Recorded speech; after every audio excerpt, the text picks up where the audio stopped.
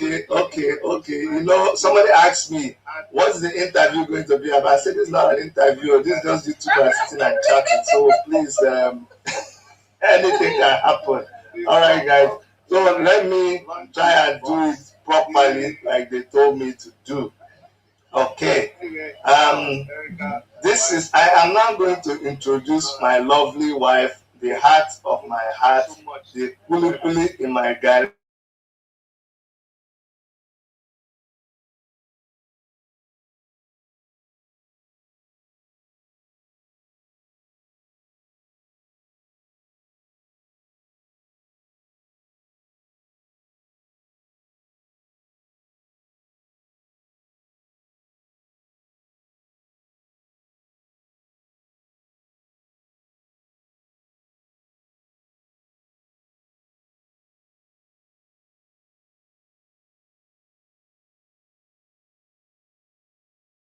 And rely on computers for redistribution. They rely on computers for distribution. That's what new media is all about. Now, some examples of new media, there are computer animations, computer games, yeah, human computer interface.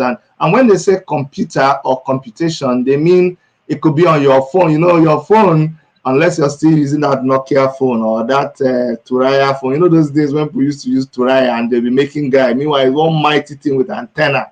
They won't let you hear. So all of that is not what we're talking about. But if you're using a smartphone, then you're actually moving about with a computer.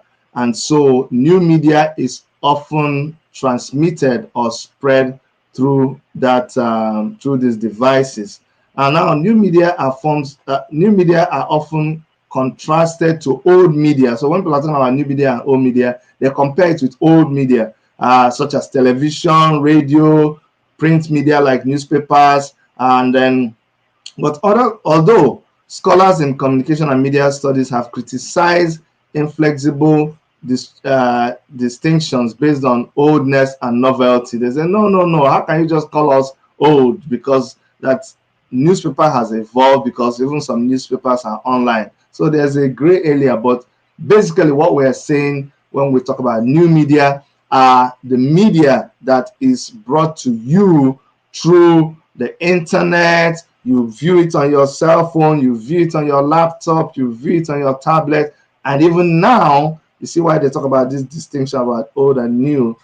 On TV, you actually also use new media. So that is what new media is all about.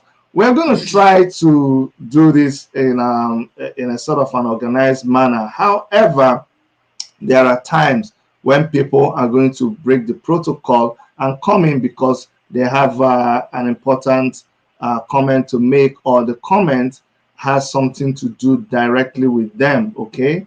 Omoyele Shore and I call him Uncle Bob D. Dele Momodu. They were supposed to start the first session because the first session was going to be talking about pioneering new media, the people that pioneered new media. An important comment to make, or someone is them, okay. What is going on? And I call him Uncle Bob D. Momodu. They were supposed to start the first session because the first session was going to be talking about. We're echoing. What is going on? New media, the people that pioneered new media. An important comment to make, or someone is. I think everyone needs to mute their phones. They need yeah. Please, let's mute our phones. It's making a re-echo. Yeah. Because the first session was going to be talking about we're echoing. What is going on? Jade. Someone is. We need to find out, because if we continue, it's not going to help us. Someone is listening to us again, maybe on YouTube, and is re-echoing. Okay, I think we sorted it out now.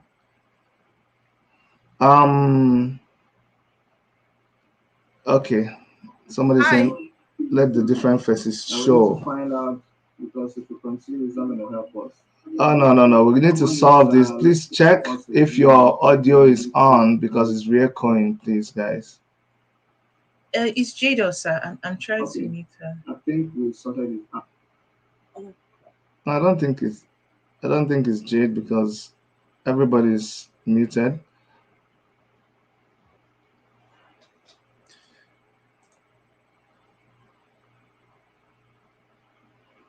Okay, are we okay now? Okay, I think we're okay. So what I'm going to do is we have Mr. Rudolph Okonkwo in the house, and Hello Rudolph. guys, can you hear me? Because I can't hear myself. I'm not exactly sure. I'm not hearing anyone. Well, I think everybody can. You're muted, but if you increase your volume, you should hear everybody. So we have Rudolph Okonkwo in the house, and Rudolph has worked with Sahara Reporters, and Sahara Reporters, as we all know, were pioneers with new age media. So we started seeing Dr. Damages way back when. So I'd like to invite Dr. Damages to tell us a little bit about the early stages of new age media as regards mass media in Nigeria. Right from when we started seeing him. So, Dr. Damages, over to you. How can you do this to me, Chidi? I'm not a professor of new media. I thought I'm here to talk about Dr. Damages. No, you are talking about that's what I said. We were there from the beginning. We started seeing Dr. Damages from when he started damaging things a long time ago. That's all right. That's all right. That's okay. So, as we all know, the media landscape has changed a lot in the last 10 years. I was just thinking about it in July. It will be 10 years since I started doing Dr. Damages show. Getting old, I'm preparing to retire. I had to make sure that you don't see my gray hair. So I put some dye on my hair. Um, but I think it's a wonderful thing that third world countries, especially, that we have the new media. It gave people opportunity to be able to air their views away from the what they call the standard gatekeepers you have in the traditional media. And in a way, we also change the traditional media itself. One of the things I was I was always hearing from Nigerians and people at home, even the people in the media, is that we in the new media or people on the internet, we actually expanded the space for the media at home or for the traditional media. So I'll give an example. For instance, before we started doing some of the things we did on Dr. Danage's show, um, it was difficult for people to come out and criticize the pastors or people, religious authorities in Nigeria. But after we did that, essentially we broke the door. We made it possible for people, the media in Nigeria, to now criticize whoever, Prophet TV Joshua, whoever they are. They were not touchable. It was not possible. And remember that I was in the media in Nigeria, so I also understand how it used to function. There were stories that you can bring up to your editors, and they will basically tell you that we can't publish this. But now, because of the new media, if you don't publish it, the media out there, the internet-based media, will publish it, and then they are forced to carry it. The traditional media, initially, the traditional media, they will say something like, they will mention the name of maybe Sahara Reporters or Premium Times or People's Gazettes. They will just say that it's not the Vanguard that published the story initially, but they follow up with the story, but now everything, the boundaries have been broken, and I think it's a good thing that it happened. That's awesome. That's awesome. Susan West, Africa, right? Africa Rice TV. A lot of people don't know, but you've been there forever. You worked with. Just tell us before and now. Just compare before and now when it comes to media. the Nigerian media. What do you see? You're muted. Okay.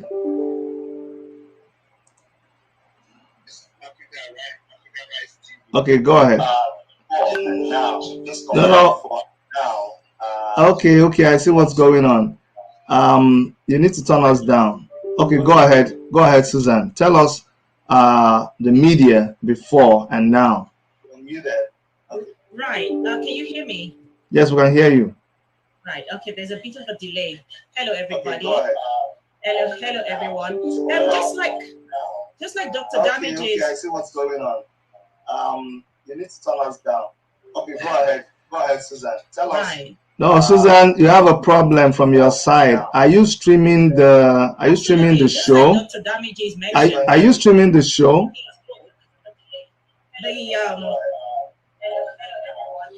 The truth is, it was the same experience, you know. When I was with the NTA presenting the Susan West show in 2006.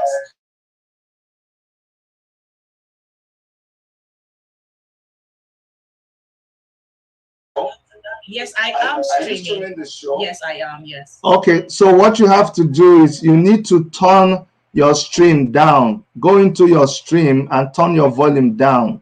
Right. You need to turn your own volume down in the stream, or just take out the audio because it's better now.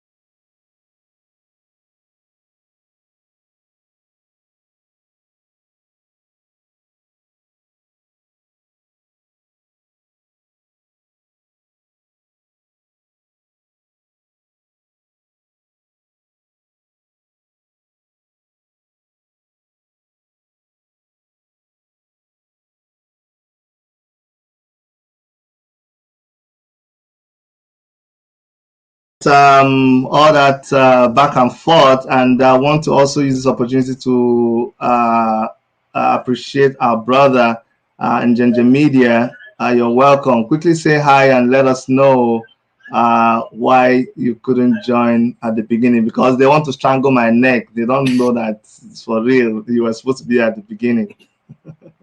But now, okay, once more, everyone, I want to apologize. Very unlike me, I do not do things like this, but again, it's because of one of the reasons why we are here is the reason why I'm late. Why?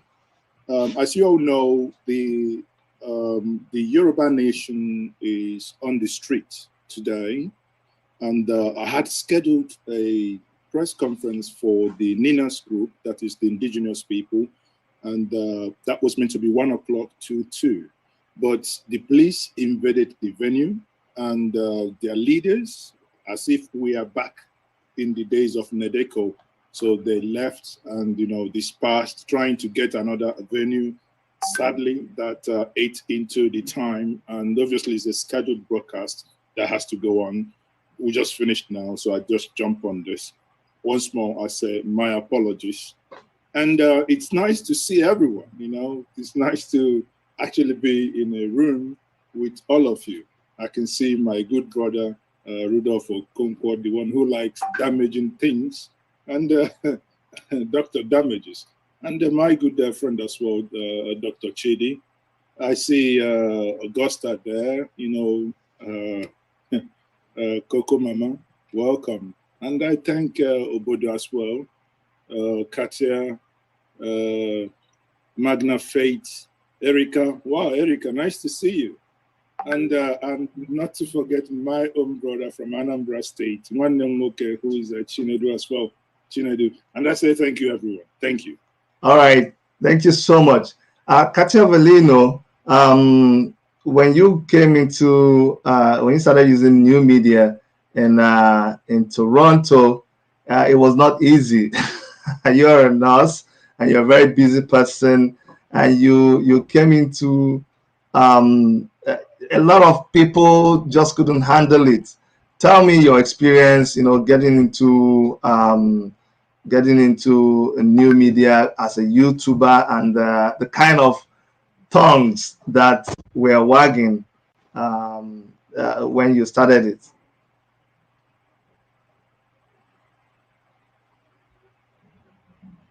Can you kindly unmute, Katya? Can you unmute yourself, please?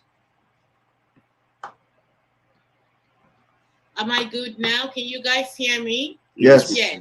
Okay. So first of all, I have to say a big thank you and virtual hug to Dr. Chidi Nwayawu. Sometimes when you think that you are ready to do something, you still need people to help you propel to the next height. Chidi saw the vision in me, which I didn't see. When I joined YouTube, like you said, the new era or the new media. That was about 5 years ago. I started with the gist and story of Stephanie Otobo, and I was really doing my own website, like writing news, a little bit of gist and news and sharing fashion.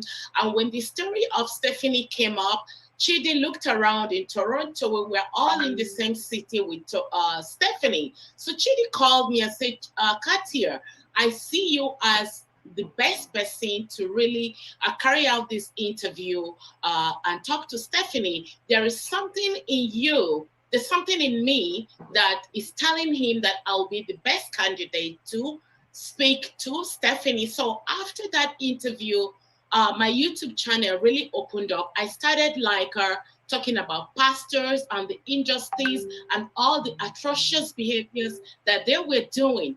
And then as time goes on, because I have never been in this media, the backlash was too much. I say, you know what? Whoa. I can't handle this. And even before then, a lot of people, I have it in me, like, okay, I want to be on the media. I want to show my face. Days are gone when you want to go to school to do. Back home, we do our mass communication or media personnel, right? So in the new era these days, you can always use your platform, transform your platform, share your voice, share your vision, and you don't really have to be an expert in what you do. You can create your own media house in your own home, in your kitchen. So this is how I am where I am today. Thank you. Thank you again to Chidi and Erica. And I've never stopped learning. Thank you so much. Thank you so much. I told you guys. Thank you so much. Thank you so much. I told you guys, this place is loaded. My hands are shaking. I'm having sweat. Just this star-studded thing is the look out on my left, right, everywhere. Just stars all over the combination of YouTubers that are Niger based. Coco Mama, please bring this thing back home. What is the meaning of Coco Mama, and how did you get to the point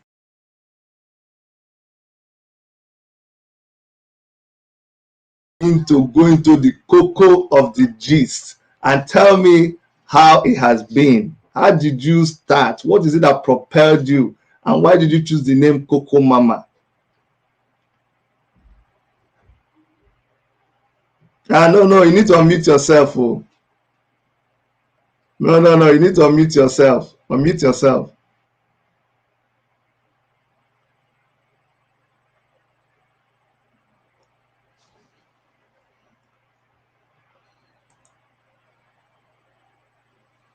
That's the thing about this Zoom. This What okay. about now? Okay, you're okay. You're okay. Okay. Good evening, everybody and bodies. I Mm-hmm. throw salutes. And I greet everybody. Thank you very much, Chidi. And good evening, everybody. Made it for the chat room. That name, the name Coco Mama, let me start from there.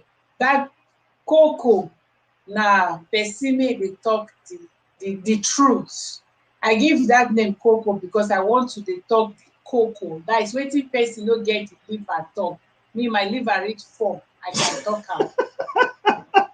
So na the reason why I get that name Coco. And the mama stuff, I just come with that mama because I think then I joined YouTube 6 years ago. So I nobody did with that name mama. I think I was the first person to bring that name mama, and even this pidgin slangs because I like to flow more for pidgin English than English. So as I joined YouTube, though initially YouTube no be place where you go come and say your mind wetin stay, especially when you are living in Nigeria. Na big case for you. When you speak your mind, police, EFCC, they will come for you. So I find myself for this part of the world. So I get the opportunity. I dey fortunate to fit, free my mind and talk things the way things are. So I started with I was there before Suleiman and Stephanie case waka come. So their case come meet me. Though I go say maybe na their case actually make me popular, but not be say na dem the matter carry me come social media. I was there before the matter came. So and I can't start to dey analyze the matter. The thing can't go viral, can't even go virus join am because people just like the way I just they talk the matter.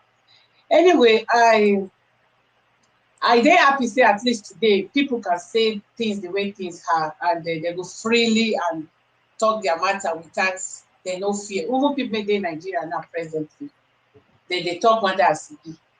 And another person who really motivated me na Adiola because I started watching her a long time ago. She and Dr. Damages, long time ago. Now they be my first people they follow as mentor, Adiola and Dr. Damages. Let me be honest. So I like the way they do things. I know they miss their show from Sahara Reporters to when they come they separately on their own. I think they follow them to date. So I thank God say at least many YouTubers now don't join. Don't be like before when YouTubers this scanty and then no YouTubers for Nigeria to they talk the way things they. So now people they talk things without fear. So that's nice. Okay, That's Coco nice. Mama. And for this You know, say today na sharp sharp. So now so we go dey cut and they go. We go come back to you. Okay. We will come back to you so that you give us some of the cocoa of the matter where you don't cocolize before. So make I just finalize and say. Okay, finalize that sharp. In fact, nothing more say I will just want to make I give my just come here another people talk. We still get time to talk. So you get time. Now as you don't enter some area where cause heavy wahala, let me go to people like Jedosa Gist. Jedosa, you are somebody that is really, really very, very, when it comes to opening things and saying it the way it is, you're that kind of person. So help us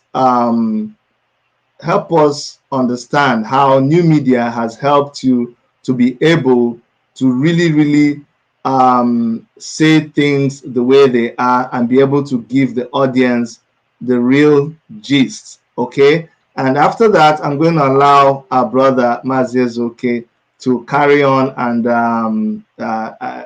put the chief in the house, Baba Show, who have just stepped in. I'm going to allow him to talk with him on our behalf. But Jedosa, please unmute yourself, put on your camera, and let us hear from you. if you can. Hi everyone. Good Well, morning. We're not Hello. we're not seeing you. I know. I am so sorry about that. Trust me, I had every intention of doing a video, NEPA but took light. sorry. NEPA took light where you are. Oh no. By the way, please, I think it's important that we introduce ourselves, like we let people know where we are Yeah. communicating from. So NEPA didn't take light, but I woke up with a really big bump on my face, like a really major this. I was like, no, I'm not gonna show my face to all these beautiful people here with me having this bump on my face. But anyway, thank you all so much. I appreciate everyone. Everyone looks so beautiful. I wish I can be in the same video with you guys, but I appreciate everyone. And thank you, Dr. Chidi, for inviting me. And we've been talking about this, we don't talk about this for the longest time. And I'm so happy that you are able to put this together. Kudos to you. And Dr. Oh my gosh, your wife, I forget. Erica, I can't believe. Please thank me later. I'm so sorry. Thank you so much also for putting this together. Yeah, to the question, the reason why I think it's the same as everyone. The reason why I started doing this, like I'm a YouTube, I've always watched YouTube, I've always followed YouTube, like everyone else here, Dr. Damages and Adiola, they were my go-to. My mom and I would listen to Dr. Damages and we would crack up, we would laugh because it was always so funny, the way he does it. And then the other girl, he'll be like, I diagnose and you treat yourself. And it was very unique and very different. And so we would just laugh about it, just out of the blues. We'll just say something to make each other laugh. And we'll use Dr. Damage's line. So, yeah. And then I watch, I'm on YouTube. I've been on YouTube for years. But then when things start to happen, especially in Nigeria, when things start to happen and you just see that everyone, especially considering the fact that majority of the news media were based in Nigeria, and when things will happen, like they will all be saying the same thing, the same mouth, no difference of opinion. And other than the only media that was actually saying things that were different, that wasn't like coordinated, were people outside of Nigeria who were doing this media thing. And so I felt like, you know what, let me also add my own 2 cents because I have something to say. And sometimes I will post something on Facebook and people will be like, oh, you should do YouTube. And I'm like, I'm already on YouTube. I might as well just take my voice there and lend it. And really, what really did it for me was Apostle John C. Suleiman, because I saw it from a mile away. I saw the hypocrisy. I saw the intimidation. I saw how he was really, really trying to silence this girl, trying to change the narrative when it didn't work out for him, and that was really what propelled me. I was like, okay, now I have to say something about this. And I have been doing that ever since. And yeah, it's been fun. There are challenges, but sometimes when you look at the things that you are able to achieve as a result of being an independent person who doesn't get scared back into hiding, and then that is the reward in itself. And so, yeah, that's the motivation. All right. Anyway.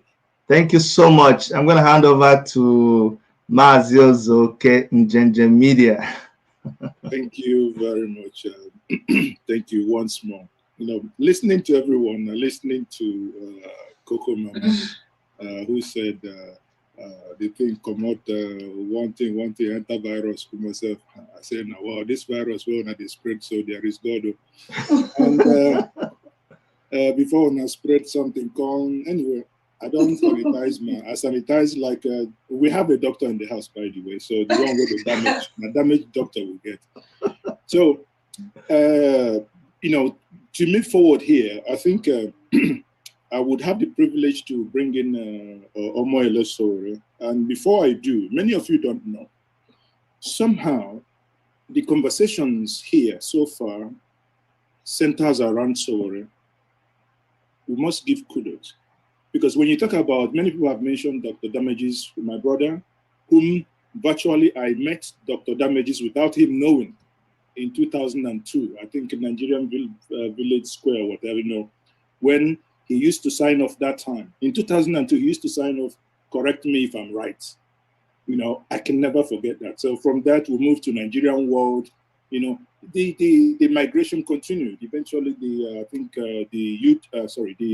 Yahoo pages and Yahoo groups, Oh, where is Sowore? Okay. I thought he's still hiding. Sorry. And so, the reason why I'm giving this preamble for Sowore is because eventually people started seeing faces. And thanks to Sowore here, whom encouraged somehow, even when some of us think it's subconsciously encouraged many of us that are into not the conventional media, but which like my own is looking out for the truth behind the headlines. The Nigerian media gives you the headlines, sensationalism. But some of us here ignore those sensationalism, go back and check what the truth is. I had a conversation with him 2 days ago. Now I'm here with him once more. If I call you Chief, he told me he's an Izoman. Izoman, more or less, I greet you, sir. So, may you kindly unmute yourself, sorry. I think I've done that. Oh, okay, thank you. So, it would be nice to know, at least tell the audience, what actually, everybody have seen your video with MKO, your activism during the time, your university years. But what is it that propelled you eventually to move into this new media somehow? Well, I'll break it into two. When I was a student activist, I remember being asked by Dr. Becker and Kuti, Femi Falana, and the rest of them to push press releases to the media in Nigeria. So travel around Lagos, where there was most of these print media houses, to submit press releases. And we would beg the editors, please, can you use our press releases? And then we go back and everybody would lay in wait for the story to come out. So sometimes most of them won't use it. Some other times they just put it in their third page, fourth page, seventh page. Wherever they put it, we're happy. So when I traveled to the US, like every one of us who left the shores of Nigeria, the first thing I wanted every day was to read news about Nigeria. And that was how I found Nigeria World, found Nigeria Village Square, and the number of the Yahoo groups you're talking about. They were very addictive because you always wanted to hear something from Nigeria. So, and the more I visited these pages, the more I became disappointed by the content that I was getting from Nigeria. There was not really news that I thought was critical enough. It seemed as if they were just repeating press statements from government or, just rehashing what's going on everywhere. And there came, I think around 2002, 2001, 2002, the real new media emerging in the US. And I can't forget that period where there was the World Trade Organization protest in Washington, Seattle. I cannot put my hand exactly on the dates. And there was CNN and everybody was there. And there was no real reporting of what was going on outside. They were reporting the conversations that were going inside. But I happened to be getting information from what they call indie media, independent media, of brutalization by the police. And I was wondering, who are these people? So in the course of doing my investigation, I found out that people could actually write their own stories. You could set up a domain name, set up a website, and do what you like. And so I then discovered that Nigeria World was a place where you could write articles. So I like everybody else, I tried to write articles. I wasn't a good writer. But even Nigeria World became a difficult place to put articles. Sometimes if you write an article and you email it to this guy, I think his name is Odile, You have to call him up. He will not use the story. He will not use your articles. So I came across, I did a story. No, then I reached to Nigeria and did some reporting for Guardian on Sunday through German and Nicolako. And I wrote a story about a fight between, an interview I did with Ojus Okalu, where he was saying that Obasanjo is corrupt and he's a killer. The story was published and it was like all hell was let loose in Nigeria. The person who aided me to publish the story called me and said, look, we can't do a follow-up of the story. Please don't write for us anymore. If you want to be writing about things happening abroad, just be writing about wedding and the social activities happening in the diaspora. I said, hell no. So I got a call another day. This guy called me and said he wants to hear one side of the story. His friends, he said from Kano, Ojus Okalu denied it. And that person turns out to be Jonathan Elendu. So we teamed up together to start what was then known as Elendu Report. The reason was that I had a daytime job. I couldn't I couldn't start doing internet. I didn't know much about how to even run an internet website. So it didn't take long. After a while, we did a lot of breaking stories. The Nigerian media that wouldn't do any stories from us would feast on it. They would pick the story and put it in the front line, headlines. And we just kept going. And in 2005, I came to Nigeria and I was trying to cut it short. But I wasn't traveling directly in those that go through Benin Republic and Ghana. And I met the son of President Obasanjo, then Benga Obasanjo, at the Benin border. Something led to something, and he took me in his car to Nigeria and said a lot of things, published it. Oh my God, it was crazy. By that period, I discovered that Jonathan Elendu wasn't interested in writing, doing serious reporting anymore. So by 2006 February, before I left, I bought a domain name known as Sahara Reporters. And by 2006, I started Sahara Reporters. And it was to focus on stories that people didn't want to touch. And after we did that for a while, we explored setting up Sahara TV. And Sahara TV used to do a live show on weekends, of which Dr. Damages was one of. So when you talk about Dr. Damages, he just doesn't do comedy. He used to be an anchorman for Sahara TV. But I think Dr. Damages started before Sahara TV. But when we're looking for a tagline, I diagnosed You Heal Yourself. I was the one who actually suggested that to Dr. Damages. I said, this would be an amazing thing, not to give anybody the impression that you could heal them. You can only tell them what's wrong with them. Then they go heal themselves. Same thing with Adeola. Adeola showed me something on her computer, what she did in journalism school. And I said, wow, you are talent. How about we start the show for you too? And that was how Keeping It Real with Adeola also started.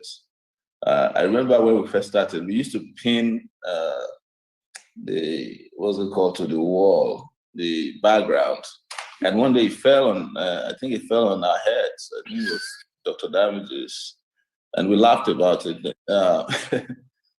From there, we used to sit around and just think about stories we want to do, because Dr. Damage's story has to be different from Adeola's stories. And we did that, and they just grew wings on their own. So that was, so at the point also we did have a Sahara FM from New York City, but it was difficult to sustain an FM because in Nigeria was a target market. And by the time we were, rounding up in the US, we discovered that people in Nigeria, by the time we round up in night, people were also going to bed here. There's just the timing wasn't just there to do a radio station that could penetrate Nigeria. So that in a nutshell was how we went into it, this ultra multimedia reporting of events around Nigeria from New York City. Just to say that it wasn't only Dr. Damages. I mean, Dr. Damages wasn't only into satire or comedy. He also was doing other things for the platform at Sahara Reporters Media Group that we had in New York City. So I might have missed out maybe one or two things, but Dr. Damages is here to help me. But one thing I would say also before I wrap up on this end is that I think the problem with the Nigerian media, which is still there today, is that they did not understand that the world was changing very fast. Most of them, for instance, they didn't think it was necessary to get a website. They were transfixed on the traditional way of doing reporting. They had to they were still driving newspapers across borders from Lagos to Port Harcourt in the night. And then they discovered that the newspaper subscription was dwindling. And one day I went to a conference and I asked her, if something is happening these days, would you wait for 2 days to read it, even if you are the editor of a newspaper? It was a huge conference of newspapers and newspaper editors and columnists and reporters at the UBA building on that day. And I discovered that they didn't want to listen. Instead, they were blaming the blogs. Particularly, they focused on how unprofessional Linda Ikeji was, blah, blah, blah. And I remember telling them at the conference that they said, if you are not careful, if you don't go the new media way, most of you are going to end up working for Linda Ikeji because your publications will fold up. And that has come to pass for a lot of things, because newspapers, as we know them, the physical newspapers, they are heading to the museum. They're heading to the museum, meaning that the only place you might likely read a newspaper in the future is in the museum, because this new media has changed the media landscape, the information technology that is out there today. Even websites as we know them today are becoming atrophied. So things are going to change very fast and a lot. And the focus is going to be a lot on what we do in the,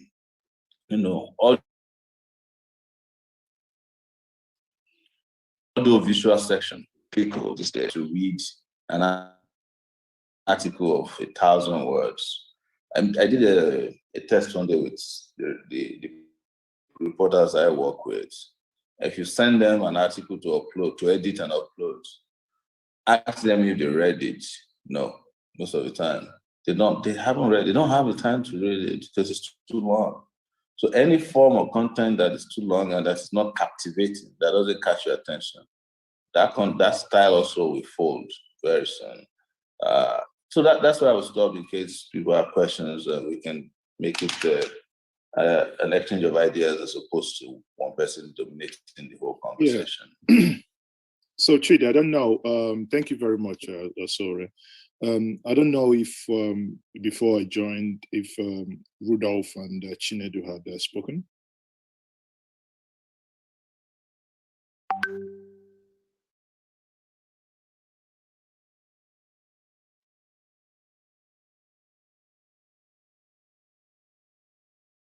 Okay.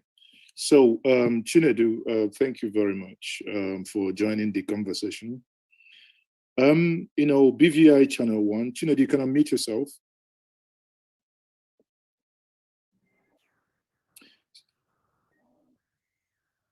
I hope you can hear me. So, okay. So, obviously, you've been here, like myself, on ground. Most times, where we use visuals to clarify things that could be a little bit complex, or where things appear to be a little bit hidden. So, the question to you will be, what's happened? NEPA booted him out. I don't know. Okay. So, okay, he's back. Chinedu, why are you doing willy willy to us now? How about? Can you hear us? Yes, I can hear you now. Okay. I was saying that you did a little bit of willy willy on us, but that's by the way. So, how has it been? What, if I may put that to you, what propelled you into doing what you are now doing within the new media? All right. First of all, let me greet these wonderful people right here. And I must say before I continue that I am reaching you from the most unstable place in the world, that is from Nigeria. And as such, you have to expect unstable network from this place. So that's why the willy willy of a thing is happening. Um, as to what led me to becoming a YouTuber, honestly, is by accident. Because if I'm left to choose, this will be the last thing I'll choose. But it's like a calling and a passion for my people, the Igbo people, particularly Biafran people by extension, and Africans as a whole. You see, the need for unbiased, uncensored reporting of news content, and also giving a voice to the voiceless people. And over the years, I've come to understand that the secular media had always been used to put the people on the line. They mold opinion, they take away the right of the people to have an independent mindset to opinion of things happening around them. So there should be a new narrative, and the new media presented that, and I embraced it so that people will understand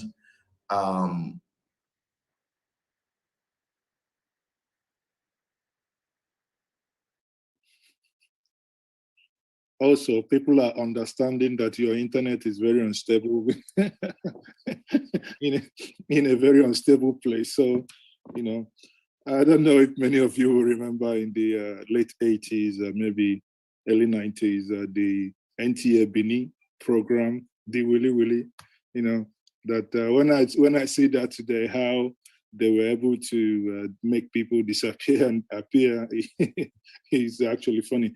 But that said, sadly, Chinedu has left. Oh, okay, back again.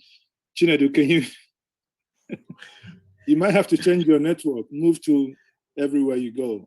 Yeah, maybe I have to switch to another network, but it's not. Okay, Obodoyibo TV, can you quickly unmute yourself and get ready? Because maybe when Chinedu changes his network and comes back, Now, by your name, Obodoyibo TV, it appears, like many of us that had the privilege of schooling, or rather living or schooling outside the shores of Nigeria, part of the shock has been expressed by Sowore and a couple of others. So I believe the reason why you've chosen Obodoyibo TV is because of that shock. Can you probably share with us that shock, probably that led to you starting a YouTube channel and the decision to use that Obodoyibo to say, I'm here, I didn't know easier. Thank you very much. I just want to say a quick thank you to Dr. Chidi and Katia and everyone who was involved in putting this together. I think this is really amazing, and thank you so much for inviting me. So my name, Obodoyibo TV, I think is self-explanatory. It's about talking about issues that affect Africans who live in the diaspora. Hence the Obodo Oyimbo. I know a lot of people people challenge me on the Oyimbo. They say it's Oyibo, but I say to them that the Igbo people call it Oyibo, and the Yoruba people call it Oyimbo, but I think it's all the same. It just means when you live overseas. This is what it means. So I chose that name because I particularly came into YouTube because I wanted to talk about issues that affect Africans who come from Africa to live overseas. And one of the issues, you say, I should say something that is shocking, or something that, the main thing was the misconception that people in Africa, particularly in Nigeria, have about coming to live in the diaspora. And till 2021, today, people still believe that if I can just get abroad, that I'm going to be a millionaire overnight. I mean, we can't say that there's no difference living in a civilized country, organized, where you have, like we can see from what's happening to someone's internet now, there are problems. But it doesn't mean, for a lot of Nigerians, they don't understand that there are fresh sets of challenges that you're going to meet when you come here. And I wanted an opportunity to have a platform to discuss those issues, particularly when it comes to the social and cultural issues that we have. I wanted to talk about families, especially relationships, marriages, and cultural, the shocks that we get when we come here. Because, like I said, people don't really know, because when people go back home and find, they don't reflect what it means living here. So people go home, they package themselves, they give, inaccurate information about what life is here, and they've saved for a number of years and take all this money and go home. And then people back home think, oh, he's a millionaire, he's got money, he came and built this massive house. Then I must cross through Libya or Morocco or wherever it is I have to get through Europe, to get to America, anywhere. I just need to go and get that money. And then when they put themselves in such huge risk, some of them die, they lose their lives in this process. Some of them are trafficked. It's horrendous what our people go through in an attempt to get away from Nigeria, because they believe that, it's a bed of roses here. And I wanted to share some of those stories, real stories, with our people, both here and abroad in Nigeria, in Africa, so they can see the reality of what it is living here, that it is not a bed of roses. Yes, you have to work hard. Yes, you don't come with a student visa, or you come with a tourist visa and you can work automatically. So these are some of the issues that I particularly wanted to, to share with people. And that's why I created Obodo Igbo TV, and I'm glad that it's giving me the opportunity to share on my platform. Thank you. So Chidi, over to you. Thank you very much, Obodo Oyimbo. Let me call it Yoruba. Obodo Oyimbo TV. That's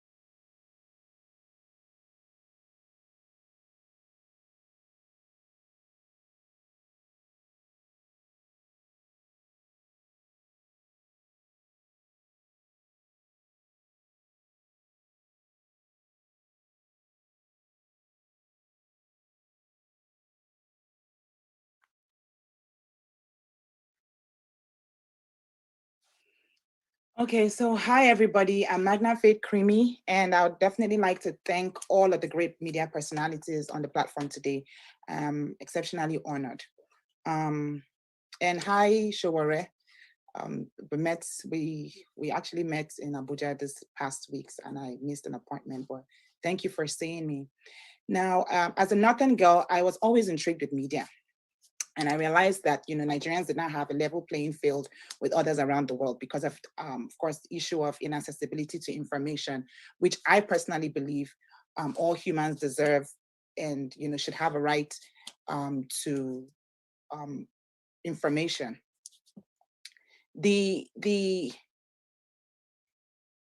My own speech would be very will be kind of like sentimental.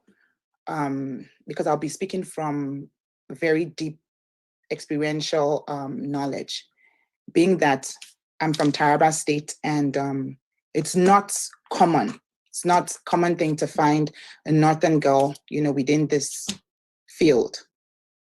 And I am not a traditionally or professionally trained journalist. I am, I would say I'm just someone who developed passion as a result of being bullied severally here in the United States. Now, my first experience with media would be Nigerian media, or where I developed the interest would be via Sahara reporters. And of course, watching Dr. Damages and seeing the great work that Sowore was doing. Whilst he got a lot of, criticism, and of course, some of the things he did, it wasn't like I was particularly in support of everything that he did, but of course, he did inspire me because his voice was very powerful and he didn't care about what people thought. He was living his truth. And so I was more than inspired. But then when I began digging and reading about him, I found that he's not a professional or a trained journalist, that he never went to school of journalism. And I'm like, there's no way this guy is not a journalist. And then of course his platform is making this much impact, not only in in Nigeria, but of course here in the United States within the diasporan community. And so I was very inspired. I started getting involved and engaging within the diasporan community in 2016. And I found that I didn't fit in. So when I hang with Nigerians in the diaspora, I find that they will say, "Oh, where are you from?" Now, I say, "Okay, I'm from the north." "Oh, you're Hausa." "Oh, wow. Are you Muslim?" "No, I'm not Muslim. I'm Christian." "Oh, wow." And that would be it. I find that I'm somewhat ostracized. I don't fit in with the Yorubas, and then I don't fit in with the Hausas, which of course would be mostly Muslims. And so I found myself by myself. And, I found that my voice was kind of like suppressed and, systematically. Now, I remember vividly where there was a diasporan conference here in the United States. I'm speaking from the United States. And, I had worked in several capacities within the diasporan community. I'd, worked on several projects to promote diasporan engagement and involvement. And I sought to get on the panel or at least host the event. And I remember being totally sidelined, like I wasn't even invited to the event. And I was like, who does that? Like, I'm a Nigerian woman. I'm interested. I want to engage. I want to be involved. I have a voice. I have something to say. I'm educated. I have 2 master's degrees. I may not be a journalist or a media personality, but of course I'm involved with, work within the United Nations, within African Union. I've done so much work for the diasporan community here in the United States. So why am I not given an opportunity? And so I found that there was this carryover of the same old tribalism or somewhat I'll call it systematic discrimination within the Nigerian community here in the diaspora. And so I said, okay, you know what? I guess the only route to having my voice heard is taking advantage of new media. So I went and I researched. When I researched, I started studying Sahara reporters and I started following what they were doing. And I was super inspired. I was super inspired. And so I started working with a professional journal or a veteran journalist with the Washington Times, Douglas Burton. He had worked and served in Iraq. And so I interned with him and I worked with him on several issues that were dear to my heart or I had passion for, which would be terrorism, since I'm from the North and I had very many, women and children, being killed, massacred, senselessly, slaughtered. And the media and mainstream media in Nigeria were not saying nothing about it. So I wanted to talk about it. I wanted my voice to be heard. And so my first interview so happened to be with Sowore when he kickstarted his political campaign in Maryland in 2018. That was December or November, thereabout. And that was how my journey in media started. So I'm a baby compared to all the media moguls on here, because I see, my big aunties and my big uncles who have all kinds of certifications and, years of experience. So I'm saying, Twaleo, I respect. But, I'm so grateful to God that my passion and the inspiration that I found or I got from, of course, Sahara Reporters provided me an opportunity to start Worders News that focuses on terrorism and violence. And today we have a voice, not only in Nigeria, but of course all around Africa. And I thank you, Dr. Chidi, for giving me an opportunity to share, a few words on this platform. Thank you, everyone. Sorry, can I just ask, what is the name of your platform, please? War Desk News. War Desk News. Okay. WARDESKNEWS. And our niche is terrorism, insecurity in Nigeria, actually in Africa. But of course, we're very focused on terrorism in Nigeria. And that's the platform. All right. Thank you so much, Magna Faith. I hope I'm audible everywhere. So, Augusta Erabo. I'm going to turn the mic over to Katia Velino to be able to do justice to this conversation, because I got to know you, Augusta, through Katia Velino, and Katia Velino understands you very well. But I have seen a little bit of you. You're part of the people that attacked me immediately. I said, you didn't introduce your wife very well. Do that. Do that. I said, who be this one? So, Katia Velino, over to you. You're muted, Katia Velino. Okay, good. Okay. Yeah, thank you for giving me this opportunity.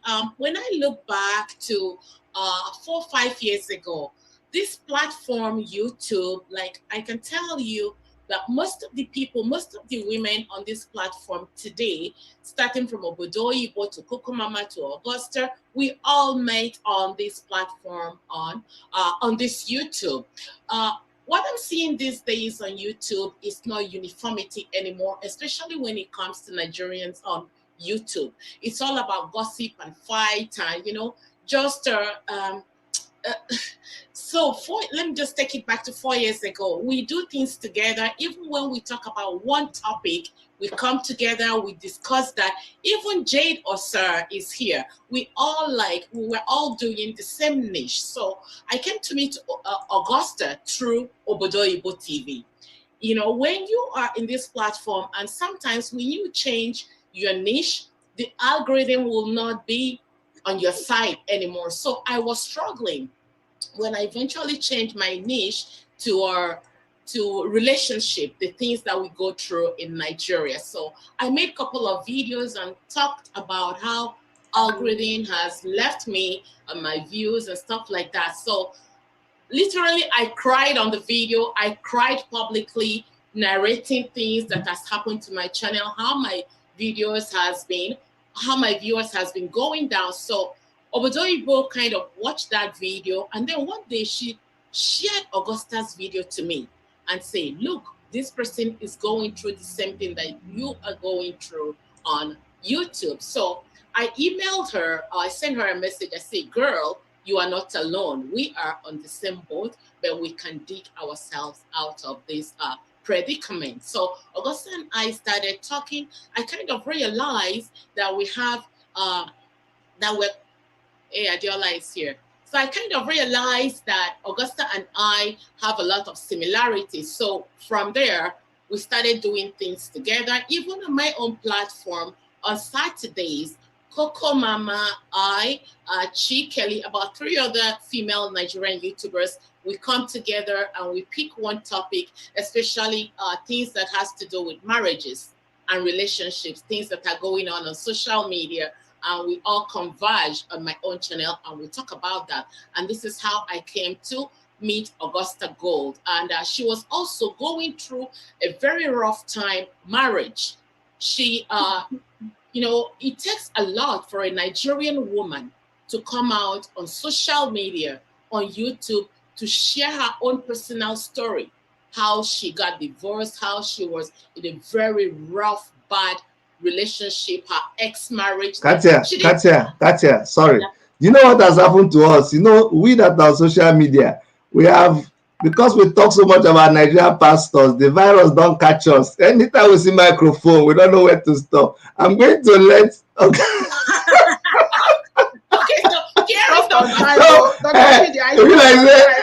let Augusta talk small, then we'll come back to you. Okay. Because now you're telling us how Augusta started. She's here. Let's not babble. So Augusta, go ahead and tell us about how you started. And by the way, just to welcome, just to welcome Adiola in the house and Elomba TV, you guys, you're all welcome. So Augusta, over to you. Yeah, thank you very much, everybody. I would say all protocol duly observed because the protocols then plenty. And I want to come down to Coco Mama's level because now Pidgin English myself I use for my channel. Actually, Pidgin English, actually, I did the same now. Okay. I joined YouTube 2015. 2015, I joined YouTube. Same time, I thank God for this new media because same time I opened one Facebook page and then I can write like just the right stuff like a blog on Facebook with Pidgin English. That was how I started. I was writing with Pidgin English. I would share like that small. I can't start YouTube small, but then fear they catch me to like come out well because of the place when I did then and not show my face like that for YouTube. So my YouTube just did it like that.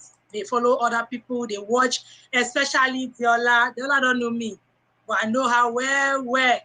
Recently, I fight somebody for Diola page. She don't know me now by my name, Augusta Gold. So my name is Augusta Gold on YouTube. But I don't know why it's coming out with my son name here. So my name is Augusta Gold. I've been seeing people asking the name on YouTube. It's Augusta Gold. So that was how I was following others. And then gradually, I started YouTube fully 2019, January. That was when I started YouTube fully. And then when I started YouTube, I was using Pidgin English, fully Pidgin English. Along the line, I decided to when you sometimes the comments on YouTube, you're confused, you're not gonna know what you want to. If you don't really get the right path to follow, if you don't know where you they go, if you follow comments where there's social media, you'll miss your roots. So along the line, I moved back to correct English, and then I decided to move on to change niche. And then YouTube algorithm content, you say, wait for me. Me that have so many subscribers on YouTube, like almost 60K subscribers on YouTube, I'll be getting 200 views. It was mad, seriously mad. Like Katia almost said almost everything I want to say. Katia said it. Thank God say Chidi quickly stop and if not, I'm not able to introduce myself again. So that was how I met Katia, and then let me not go that far. Let me talk about how the new media. Yeah, the new media has really helped. I like analyzing issues as it comes. I like advising. Should I use that word, advising? I like giving my opinion on issues when I see them. So when I go online, I spend most of my time online because I'm an indoor person. I don't go out that much. I'm an introvert, so I spend most of my time. I don't have human contact much. So my own human contact na social media. So when I see things online, I take them back to my small studio, which is what you're seeing here, and then I talk them the way it suits me, the way I want to talk them, and I go talk them well with the real pure Warri Pidgin English. I am a dog, but I grew up in Warri, 20 something years in Warri, so I use the real Warri English to dissect the thing. Like as how now? Like as how? I didn't get that. Sorry. Like the real. Show us the real Warri English now. Like how? Show us.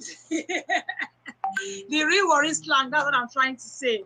I use the Warri slang to talk about issues that comes out, issues on ground. I use the Pidgin English to talk. I don't use correct English. That's what I'm trying to say. So that is it. Generally, that is how I came into social media.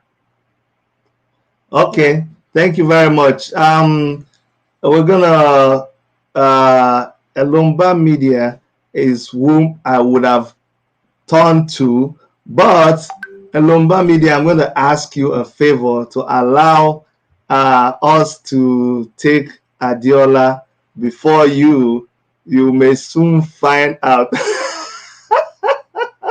You're not ready. You need a few minutes, Adiola.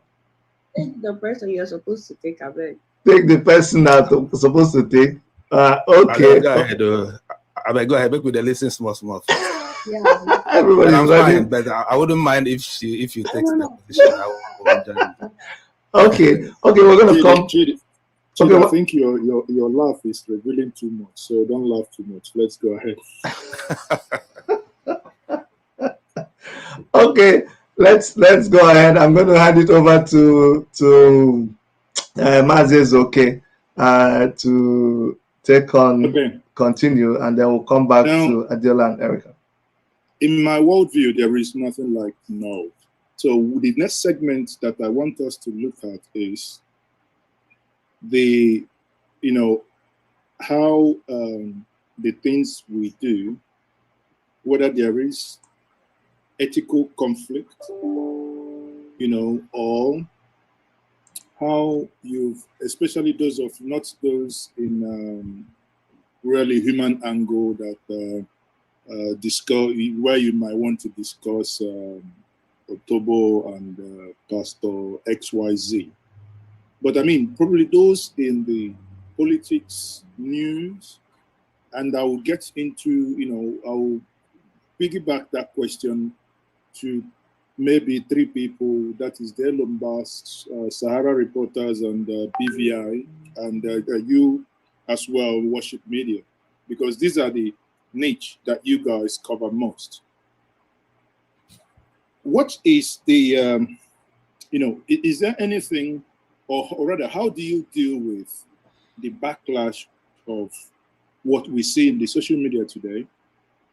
Yes, it's a new media, it's good, but it comes with a lot of backlash as well, where people now get a phone, come online, disseminate falsehood and tension. How do we handle the middle ground between what is right to say, yes, you are saying the truth, to someone dishing out, because sometimes you come online, you might listen to someone, you know it. I mean, we know these things. You know that someone is actually dishing out lies. But again, it's not your platform. You move on. Do you have the middle? Oh, sweetie, what's happening there? Am I? No, I think Baba Show, check your end. Okay, something is not, I think Mr. Show, are you listening to us on another device? It's when you came on. Okay. So thank you very much. So my question to these sectors now is, how do you deal with authentication of this information? And so far, have you suffered any backlash? I will start with Elomba TV, based in the United Kingdom, who is also a lawyer. Maybe he can introduce himself and also give us insights here. The backlash with authentication and real information dissemination. Thank you very much, Mazes. Okay, and let me apologize for joining late. Brief background: I joined the social media around 2009. Before 2009, around 2006, I was contributing articles to Nigeria Village Square. And then from Nigeria Village Square, Shore started Sahara Reporters. I also started contributing articles to Sahara Reporters then. And then around 2009, I started elomba.com. I wasn't using YouTube much until around 2011, when I did a few documentaries, and not much again until 2019, during the COVID-19 lockdown. The social media as an instrument of social change. I will give credit to Omoyele Sowore of Sahara Reporters, who acted as a disruptor. He disrupted the system with the brand of citizen journalism he started to use to disrupt the Nigeria system. And when some of us started to write again about politics, we were not unconscious of the backlash that may come from it, because you are writing about powerful politicians, and then you cannot run away from talking about the social malaise that was inflicting the system. But then again, let me jump to, say, 2016. I think around that time, social media started to change, not only because broadband penetrated into the wider society, and then we started to see what was then called alternative truth. Alternative truth was made more popular by former US President Donald Trump into fake news. And so when citizen journalism changed from content news management, where you write the news on your own website, and seeing it as a means of disrupting the system, of changing the society for good, it moved away from websites, blogs, into Facebook and into YouTube, so that everybody can now write his own news, so to say, write his own truth. It becomes a serious problem. I think it's good that we now have, within the past few years, we now have the fact-checking system. We have Facebook, for instance, will now to fact-check news. But then it calls for resources. I think Facebook have that resources. So for some of us who may not have that resources to fact-check, what you can do is use Google search to see what is the source of this news. So you see an aircraft, for instance, I think Guatemala, taking off, and someone brings that same aircraft and tells you this is how they smuggle gold from Zamfara State. So how can you check that type of news? Of course, when you hear it, for instance, your first instinct will be, this is news, let me break it. But then it takes self-control to say, wait, let me cross-check this news first. And then you move on to the search engine you use, and you found that, no, this video is several years old, and it doesn't actually originate from Nigeria. So it becomes a real issue. It becomes a matter of your credibility, because I was taught in school that once you write an article, even though you get it from someone, but once you write it, it becomes your news. Even if you quote someone else, it becomes your news. So it doesn't matter where people will say copied. That you write copied doesn't make it not originating from you. That you say allegedly doesn't mean that you are distant from it. That you quoted someone doesn't mean, well, I quoted someone. It becomes yours. It becomes a matter of credibility. So I think it's a very big challenge today, where we have alternative truth, fake news, and everybody is now a reporter or a journalist. So it's a serious problem how to manage it. But I think it takes resources. You have to cross-check your facts. You have to Google is here. You have fact checkers. Make sure that you are not carried away by breaking the news that may eventually turn out to be false. So thank you very much for that. I think on that note, I would also want to get back Sora here, because it has come several times, that you can see that legal actions are being taken against organizations, especially media organizations, because again, many of us started as YouTubers, but moved from just being YouTube as a part-time issue to building it into companies. And I know a couple of us in this room that have many employees now depending on the content being generated on various media. So if you can kindly unmute.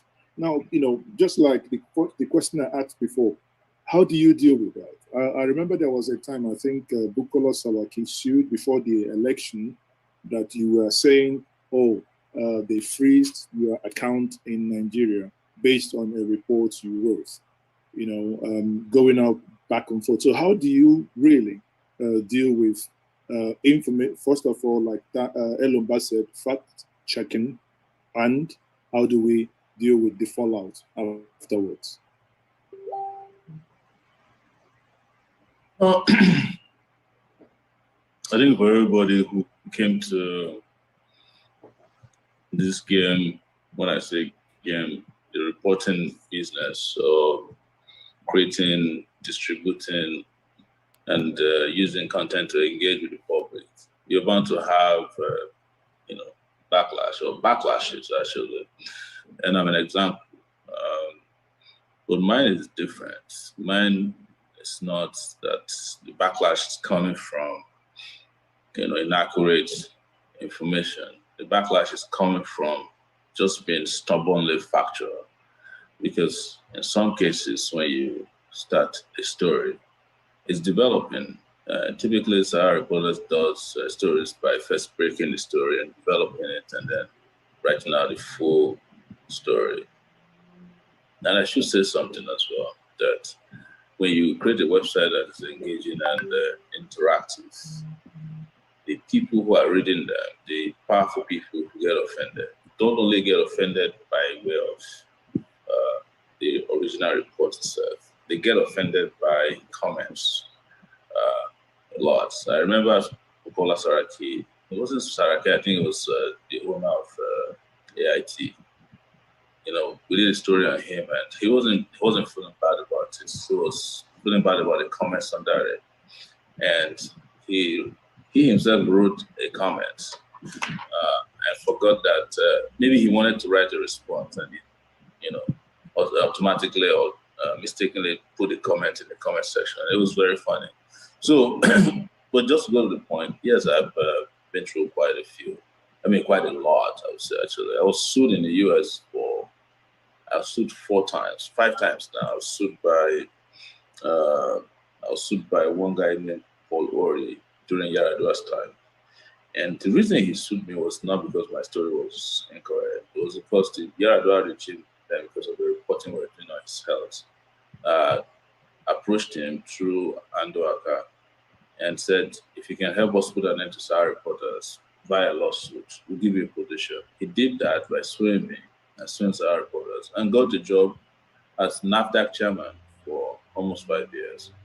I was sued by Elomba's friend, Emeka Agboye, who we were in court for 4 years as Emeka Agboye until a judge declared that our position of the story was accurate. Ended up that he was made to pay back the money that led to the lawsuit. Sued by Abani Koro, sued by another lawyer. Right now, I'm in court with the MFM leader, Pastor, I forgot his name. It's Mountain of Fire man in Lagos. So in Nigeria, of course, all of my lawsuits, the lawsuits against me, either criminal or civil, are related to my work. And they don't hide it. When I was arrested and detained for 5 months, the day I was about to be released, the DSS man came and said, yes, we think you are stubborn and want to overthrow the government. But the real reason we kept you here for 5 months is because the chief of staff to the president, Abakari, said you wrote a story about him that made him cry in front of his kids. And he wanted to show you. A few months later, of course, the man died. So the IG, this IG that was just removed sued me. The Attorney General of the Federation sued me. And some lawsuits I don't even know where they are. So I get sued all the time. But like I said, they sue me for reasons that are political, and that's a way of suppressing and taking away my voice. So, but that is not to say that you should not do facts checking. But at the same time, don't let us overplay what we do. Underrate what we do. We're challenging the system. We're challenging a closed society. When I mean closed society, listen, you want facts, nobody wants to give you. You have to find it. And the same people who are asking about facts from you, are the same people who use NTA to lie the rest their entire life. There's nothing else NTA does at 9 p.m. than to lie. But they'll tell you the economy is improving. That's not a fact. They'll tell you that the army is winning with the banditry and terrorism war. It's not a fact. These are complete lies. So government wants everybody to just play along with them, and when you happen not to do that, they go after you. So that's why I said that mine is a bit different actually. And in my own case, when they know that Sahara Reporters is a private organization, it's an organization that has its own, and it's its own entity. But they choose to sue me because it's Shawara, it's not. They sue Sahara Reporters, fine, but they will extend that liability to me because I'm their real target. When the nation writes a story they don't agree with, they don't sue Bola Tinubu, they sue the nation. When this day writes the story they don't like, they don't sue Obiagwena, they sue the nation. When NTA makes a mistake, I'm saying for example, they don't sue the DG, they sue NTA. But in my own case, they must sue me in addition to Sahara Reporters because they see it as one and the same. And I know that this has its own legal implications. But I'm just giving you guys the background. But that should not be a reason for us not to do what we're doing. The reason I'm saying that is that, listen, at the end of the day, mistakes have to be made and corrected. And I'll say this in humility. If you make a mistake in writing a story, whether you're going to be sued or not, if you find out that you made a mistake, be humble enough to just say, I'm sorry, and move on with it. Especially in a very timeless manner, don't wait don't let ego stand in the way of making a correction. Okay. Thank you very much. Yeah, sorry, we can hear you. Thank you very much on that. Now, I was meant to take Chinedu. Chinedu, are you still there? After Chinedu, let me, this same topic, because this is very important. We are trying to generate content. We are creating content. We are diving into uncharted territory where information is hidden, but we are trying to expose it. Some of us do that in comic, trying to make it look comical, but some of us do it in, with face, as they say in Pidgin, as if to say we want shit. That's the way we roll. So if Chinedu is there, Chinedu, can we once more take you, and before we move to Dr. Damages, because I'm not forgetting the ladies, because the ladies have a special package for us. We're saying special package. There is something the ladies also use, and I believe when we get there, we'll have them talk about something like this special package. I watched a couple of videos on that special package and delivery. Chinedu, are you there? Yeah, I'm here. Okay. So, obviously your network has allowed you to come back now. You were giving us a background. How can you quickly, maybe if in 2 minutes, if you can, give us, summary of how you came into this and your experience with, if you've had any experience with backfiring on your fact check and all stuff like that. All right. Thank you very much. And thank you so much for, having patience with me and my Willy network. Talking about how I stumbled into YouTube content creation is just driven by passion to inform my people and inform the general public, just like so mentioned. The government will always want everyone to be on the line, and the controlled media platforms do not give the story the way they are. I have been in a situation where I'm an eyewitness to what happened, but seeing it on the news, the story is just upside down. Just take, for instance, you have an accident that happened or something that happened, a crisis happened, and 50, hundreds of people died, and the government would just come out and say nobody died and just a few people that got injured. You have people who lost their life and their grieving families, and you are there showing us something that is totally misleading. And also talking about the importance of information. I think that Nigerian people especially needed it more than any other people in Africa and the world at large, because I always say that Nigerians are victims of Nigeria. But how can they know they are victims and how victimized they are if they don't have access to reliable news reports? How can someone know that somewhere down the line, down on the street or down on the other state, that there is danger, and the news is telling them, no, everything is well, things are moving on fine and smooth, and you make them embark on that journey and you end up being a victim? So it's very important that what we are doing as social media content creators is really making an impact. And I must tell you, for that fact, it is really uncomfortable for the system. Yes, the government people are not happy about what the social media content creators are doing, especially on the YouTube. So I must tell you, as part of my experience, we've had some kind of people who are threatening me, I'm going to kill you, you are making a mess of our business. And you know, sometimes we, in fact, not just sometimes, we make it as a policy on BBI Channel 1 that we must verify the story before we put it out.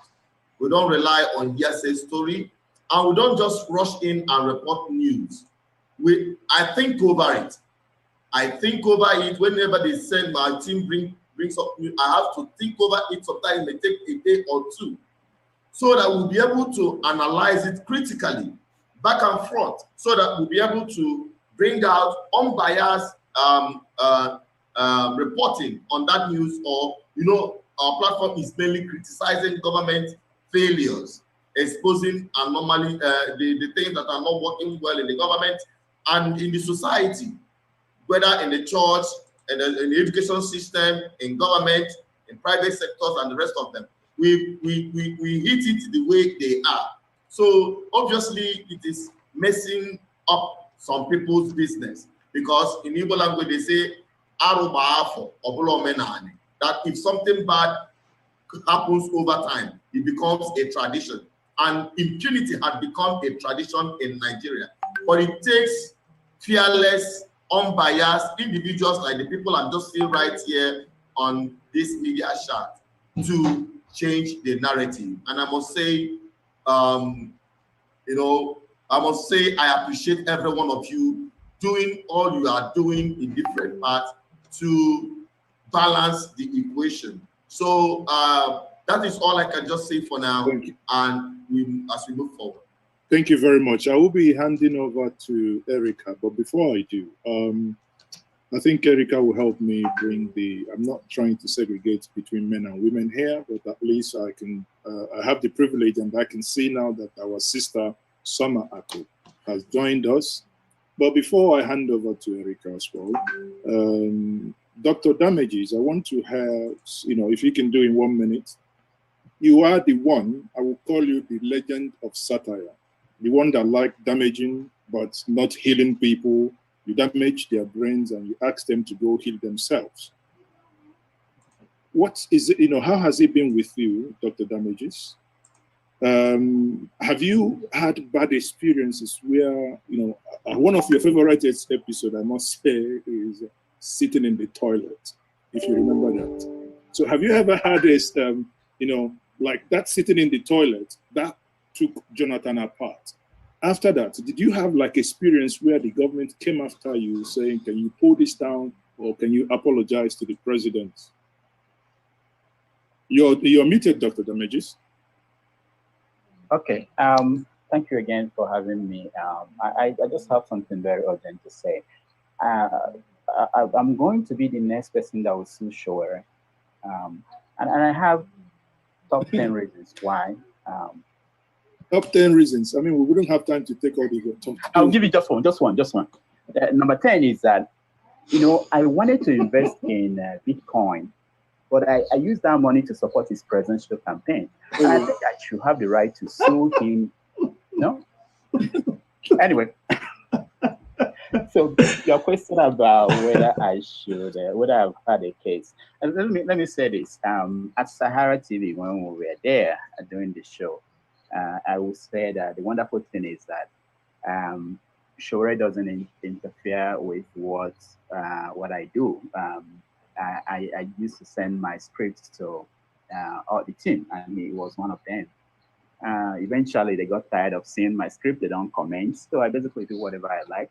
They can suggest things, and when they do, I take it if I want to. I don't take it if I don't want to. That particular episode of sitting in the toilet, we shot it, and it wasn't even the one that was scary. The one that was scary was Bishop Oyedepo that we put out. Jonathan being slapped by a character playing Bishop Oyedepo after Oyedepo slapped that lady in his church. And I remember we posted the picture from the video before the video was ready. And in less than 10 minutes, I think there were 1,000 comments, and people were basically praying that I would die as a result of doing that because God will kill me. And I was very careful for that week, so that anything will not happen to me. They will think that it's God that killed me because I know God will not kill me. But there was one day, I think it was that Jonathan sitting in the toilet. After it came out, in the morning, the comments were just too much. And I did something that I'm confessing it here in public, in front of all of you guys, because you guys are like family to me. And when I woke up in the morning, I was about to leave my house, and I thought maybe this is it. We've crossed the line. Maybe I started thinking, like going crazy. You know that probably they put a bomb under your car, and you have to be careful. So I said, if I had somebody to start my car for me, I would use tell the person to go and start it. So my mind was, I was thinking that okay, the reaction was just to and remember, you guys don't know this. These people we talk about, this sometimes I see them, sometimes I meet them. Maybe after they are out of office and you talk to them, they're not really angry about what we do. They are not. They understand that it comes with the territory. But the problem is the people who follow them. They are boys. So they are the ones who get angry, think that the world is coming. They think that the world is coming to an end. And they are the ones that could do some crazy things. But not the politicians. They will get over it. They may not be happy, but they will get over it. So that's the point. The point is that there are instances, and another one is Apostle Suleiman is one of those ones that his people were not happy, and they try to find people to come and reach you and see if they could stop you. And this is what I always tell people: if you are on the front page of newspapers, I will talk about you. It doesn't matter who you are. It doesn't matter what it's about. I will talk about you. So don't just make sure you are not on the front page of newspapers. You can, there's no other way we can stop it. That's it. But thank you, Dr. Damages. Thank you very much. I mean, you've already damaged me a little bit here. I never knew you could be scared. Oh yeah. Being scared of your car being bombed. Anyway, on that note, I'll be handing over to Erica. Erica, thank you very much. Before Erica, sorry, my dear brother. Before Erica goes, I was supposed to be part of this, but you just read me out. No, it's okay. It's okay. You read me out. Upon all the experience we have in Nigeria, you still want to continue here. How can you talk about? I'm not trying to. I can't read. Okay, I just wanted to add before we go over to Erica and some of the ladies she wants to talk with, that for me, for worship media, we started out doing so many things. We already had a media outfit. We were doing photography, videography, 3D animations, and all of those things. When we came on, we were, of course, inspired by.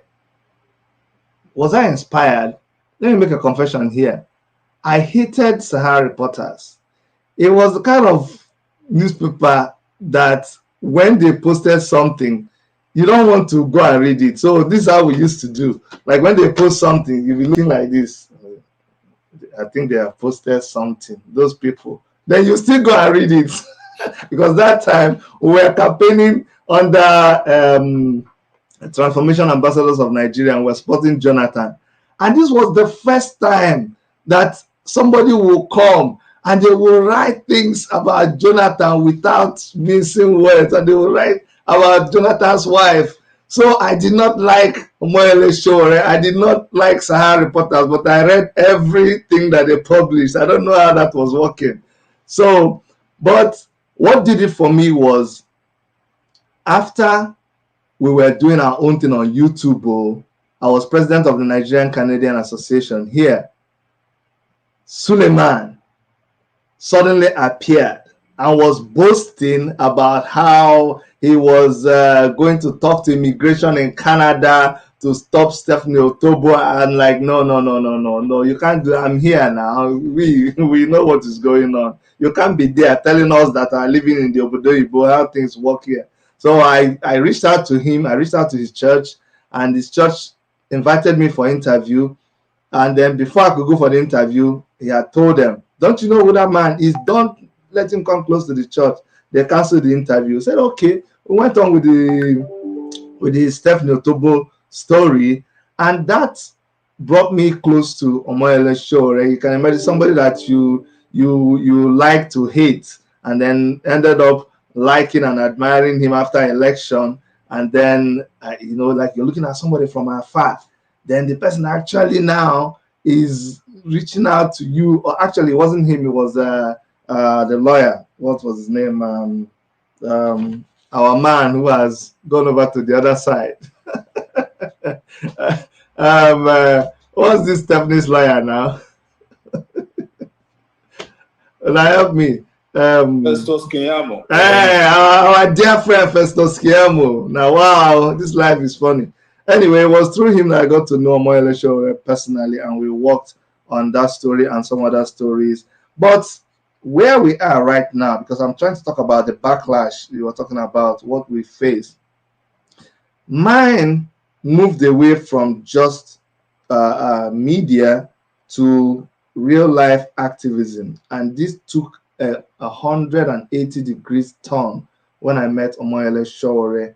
The more I discovered what it was all about, the more I saw that, look, it's not just doing YouTube. When it came to Canada, that sealed it. I was going to run for councillor. I told him I was excited. We went to City Hall. We met the mayor of Toronto. We met Jim Karigianis and other people. He came here for Take It Back movement. And then I was excitedly telling him that, oh boy, I want to run for councillorship. He said, Chidi, these people, they don't get trouble. They don't get problem. It's in Nigeria that they have problem. If you want to change the system, come, let's go and change the system in Nigeria. And so from that time on, our style of media changed. So for me, I don't just do media for media's sake. I got into activism. So what you see out there is how we really feel about things. It is raw. It is unedited. We don't care whose ass is God's. And I know my brother Elumba Media and Chinedu was talking about verifying news. See, we have got to a stage where as long as it is hitting them hard, I will hit them hard before I come back and say, oh, I'm sorry, I didn't know it wasn't you. Because Chore has already said it. They do a lot of things to us without excuse. They will do us, they will lie about it, they will publish it because they have all the money. Whenever they hit us hard, they pay millions, and you have all the mainstream media in Nigeria cover the story. And whether it is true or false, they don't care. So why should I care whether it's true or false? As long as it has to do with them. But I agree, we do a fact check for other news. But when it comes to like the government of Nigeria or Buhari, you want me to go and check it? No, I want to say that he died. Then I'll come back and say, oh, did they say he did? Then I'll say, did they say he didn't die? I'll put question mark. So, but for the backlash, we've gotten a lot of backlash. We've gotten a lot of threats. Apostle Suleiman is the number one person who has been threatening us. He has blocked us. He has, and we'll talk about that later on. He has stolen a lot of the YouTubers here. Apostle Suleiman has gone underground. He has set up a team, and they are a team of criminals, and they go and claim your video to YouTube. They don't report you. They claim that it's their own video. They do that through Afric Knowledge or so. That's a story for another day. But people like him, they've threatened, they've done other things, but we've survived them. So, just like some pastors in Nigeria, they say if God no call them, they will call themselves. As in JJ Media no call me too, I call myself. Now I am finished. I'm going to hand over to Erica. Thank you very much, Erica. Please, if you can first, let's have Adiola. I think Adiola has been waiting for a very long time. Yes, yes, yes. Hello. First of all, I want to welcome Soma Aku in the house. You're welcome, Soma Aku. I'll get to you. Adiola, very welcome to you. I know you waited a while. We just want to know, how do you do what you do? Where do you get the boldness? Where do you get all that? So what makes you do what you do, the way you do it? Morning. Sorry, it's a little bit early where I am. I was just eating breakfast, as you guys could see. So I grew up, I'm a pastor's daughter. My dad was a reverend, but he died. But he was also well exposed because he studied in the US. And so he was very outspoken about the situation of things when he moved back to Nigeria. But then my mom, on the other hand, is very, very conservative. So I grew up in a home where I have a parent who's very outspoken, and then I have another parent who is very, very conservative and doesn't want you to get in any trouble by speaking out.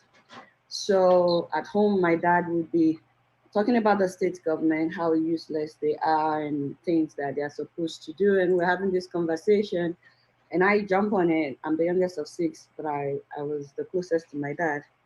So I jump on this, and we're having this conversation, and my mom will always be like, keep quiet. Don't let anybody hear you. Don't, whatever you say, just say it in the house. Don't say it outside, this, that. So my mom was always like the one checking me, so to say. So I grew up like that, which was a bit conflicting for me, because I wanted to hear what my dad had to say. I could reason with what he was saying, but at the same time, I had my mom checking me. And then I left Nigeria when I was 19 to come to the US to study. And when I moved to the US, for the first 2 weeks, I couldn't believe that electricity could stay without going off. And it was a bit abnormal for me because I was used to up NEPA, down NEPA. So the first 2 weeks when they didn't take that light, I was determined to stay at the light all night, that maybe they were taking it off when I was sleeping. I wanted to find out when the Oyinbo people were taking their lights, because for those 2 weeks, I couldn't find the power generator on campus. And for those 2 weeks, I did not hear any power generator, yet we had electricity. Also, for those first 2 weeks, I didn't notice any fence, and I was really scared. How can a whole campus not have not even one fence? And I was just so sure that the armed robbers would come. And so I was making sure that I'm wide awake in case the robbers come. And so one night like that, I sat up just staring at the light, waiting for it to go off. Like, it has to go off at some point. There's no way it won't go off. And I finally fell asleep. I woke up, the light was still there. And so suddenly my curiosity I went from being curious to being angry. And I was just like, wait a minute. So it's possible for us to have uninterrupted electricity on a campus, so not a politician's house. You know what I mean? Because I went to university in Nigeria as well before I came here for a year. I went to a polytechnic as well before I came here. And campus life in Nigeria was like night and day when I came here. And so I got really, really angry. And so me and my dad would talk on the phone, and I'd be like, Dad, can you believe they didn't take off electricity. And he would be like, that's what I've been trying to tell you, that this is not right. We're not supposed to be in this kind of situation. Nigeria has all the resources, and my dad is going on and on and on. Anyway, I decided I wanted to study journalism and mass communication.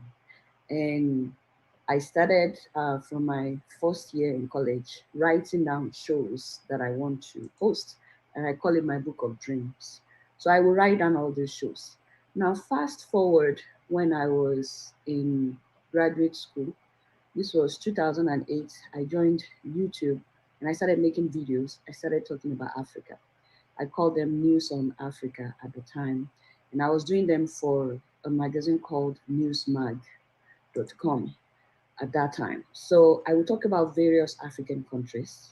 And at the end of each story, I would throw like papers up for you to know I'm done with one story. So this was me at the time. I look so cute. See? Father.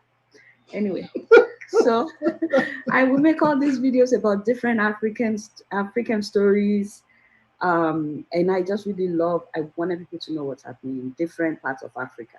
And the reason was for my graduate program, I lived in the International House in New York. So I had friends from literally all parts of Africa. And when we started talking, I realized our struggles are the same. We have similar struggles. And I just wanted people to know about this. Now, how I got to doing what I'm doing now was that fast forward to 2009, my dad passed all of a sudden due to Nigerian factor. And when he died, it was as if I was robbed, because I still believe till now that if he was not in Nigeria, he would still be alive. Because they still can't tell me exactly what he died of. They said something about his lungs or whatever, but if you just hear all those stories, you know this is what we call Nigerian factor. So when that happened, I've been mad since I was in my first year. I've been really mad with the situation of things in Nigeria, coupled with the fact that I went back home thinking things would have changed, and it didn't. When I went back home in 2008, I went to the Broadcasting Corporation asking how to get a license to broadcast, and they just looked at me, they laughed and laughed, and they basically thought I missed my way. I looked so skinny at that time. And they looked at me, they were like, okay, little girl, first of all, it's not going to happen. Second of all, for you to get a license, you have to go through the presidency, which would take at least 4 years. It's just not going to happen. On top of all of that, you need at least 11 million naira just to get the application. So we just want you to know it's not going to happen. Forget it. So this was 2008. And then I came back to the US and I started my own media company called African Spotlight at the time. And I was also freelancing. Especially when my dad died, I started freelancing. I was doing stories about Africans in New York, Nigerians, Senegalese people, and so on and so forth. I was making videos. And one of the places where I worked before I started freelancing was CUNY TV. And one of the people that I interviewed for our show at the time was Omoyele Sowore. I emailed them asking if I could interview him about, I saw what he was doing with Sahara reporters, and I said I wanted to interview him. And he agreed. So I did an interview about Sowore, and we featured him at CUNY TV at the time. And so when I left and I was freelancing, and we kept in touch, so he could see the stories I was doing. Also, he would invite me every now and then to cover events for him and to edit stories for him. So I started freelancing for him. And then when he decided to make this official, call it Sahara TV, he called me and Dr. Damages. He said he wanted us to help him build Sahara TV. So that's how I started freelancing fully at Sahara TV, and I freelanced there for 6 years. And I started doing my show because the lady that was doing African news at the time, Ama Mensah, she went back to Ghana, and she would ask me to do the news. And I said, I will only do the news if I can do it my own way. I won't just sit down and be reading news. So he kept bugging me that I should do it, and I didn't want to do it because I felt like nobody was watching. But when he said I could do it my own way, I went back to what I was doing in 2008, which was talking about different African countries. But this time around, I thought I would make it more animated. When I was in grad school, people used to call me, I used to say it's been real a lot when I'm going home. And so everybody knew me with that phrase, it's been real, it's been real. It's like, peace out, I'm see y'all later. And so I decided to call it Keeping It Real with Adiola. And so I shot the first episode when everybody else had left because I'm a very shy somebody. I don't want anybody to see what I'm doing. So I waited for everybody to leave, and then I shot the first episode, and then I put it on YouTube, and then I sent him the link, and they all watched it. They all loved it. They wanted me to do another episode. I said, Mba, this is a lot of work. But for the second episode, everybody came into the studio. They wanted to see what I was doing, and I couldn't talk because there were so many people in the studio, and I was so shy. Dr. Daminis can testify that before I started doing my show, I just mind the business. I don't talk to anybody. Even so now, I'm still a very shy somebody. Anyway, so that's how I started doing the show. So for me, there were a lot of things driving me, even till now, just because I've seen better. I know better. I know that life could be different.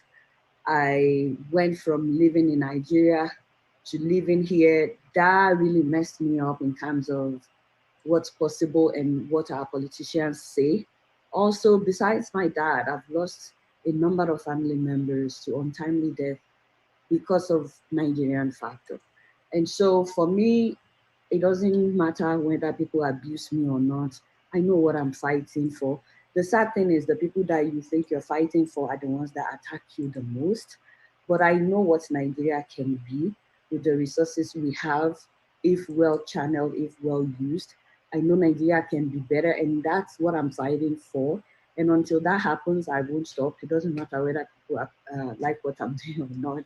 So the driving forces behind what I'm doing is the reason why I'm able to do what I do. I don't know if that answers your question at all, but that's the reason why I do what I do.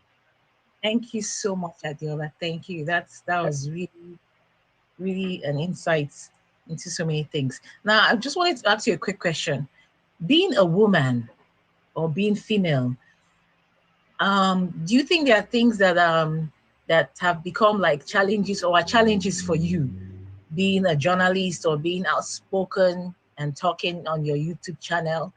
Are there things that you face as challenges? Rudolph, what were you trying to say? Oh, why are you coming to me? Okay, sorry. Erica, I wanted to say something. I was trying to text you. Adiola said something I have to react to quickly before. Okay, go ahead. Go ahead. I have to sue her also. So there's something that that was missing in what she talked about.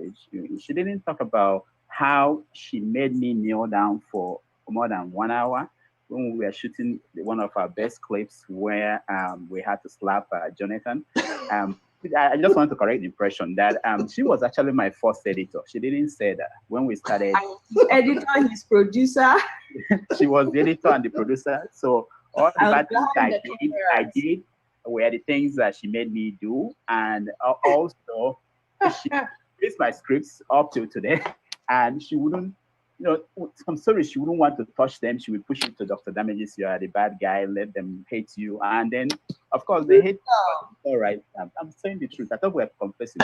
Anyway, that's I wanted to add that. Anyway, let me answer the question. And I forgot to say hi to everybody. I'm really, really sorry. Hi again to everybody. It's such a huge honor for me to be sitting with great minds as you guys. And just so you know, while I was getting ready before I joined you guys, I was listening and a number of people mentioned my name, and I'm just humbled, and I just want to thank you. Thank you so much for all the shout outs. So to answer your question as a sister, to answer your question, my sister, I never knew that I'm a woman until people started saying that I am. I thought I'm a human being. Sure, you understand? I thought I'm a human being. I thought I had something to say. I thought that's all that should matter. It was just like when I came to the US and people were calling me a Black person. I had no idea that I'm Black until I came to the US. And for the first time, I'm like, oh, I am Black. Who knew?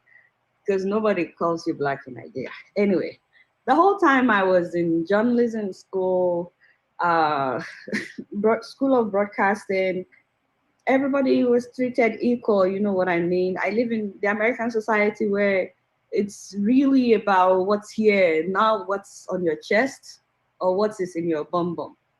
Absolutely, absolutely. So then when I started doing my show, by this time had been away from Nigeria so I started, it would be, I think it would be 10 years in November when I started doing the show. So I'd been away from Nigeria for at least 8 or 9 years, I don't know, as of that time. So I haven't had anyone attack me because of what is between my legs, so you understand. So when I started doing my show and people were like, you're a woman, what do women know about politics? I looked at myself like, I am? Like, I had no idea I'm a woman, because politics affects every single person, especially women and children, were the ones affected the most. And people will say things like, this is why you don't have a boyfriend, or this is why you are not married. Shouldn't you go and have kids and raise a family and stuff like that, or you need a better job? Those were the main attacks I was getting at the beginning when I started doing my show. And I was really, really surprised, but I was also sad, if that makes sense. So then I realized the work here, we need to take some steps back. The work that needs to be done here is more than what I thought.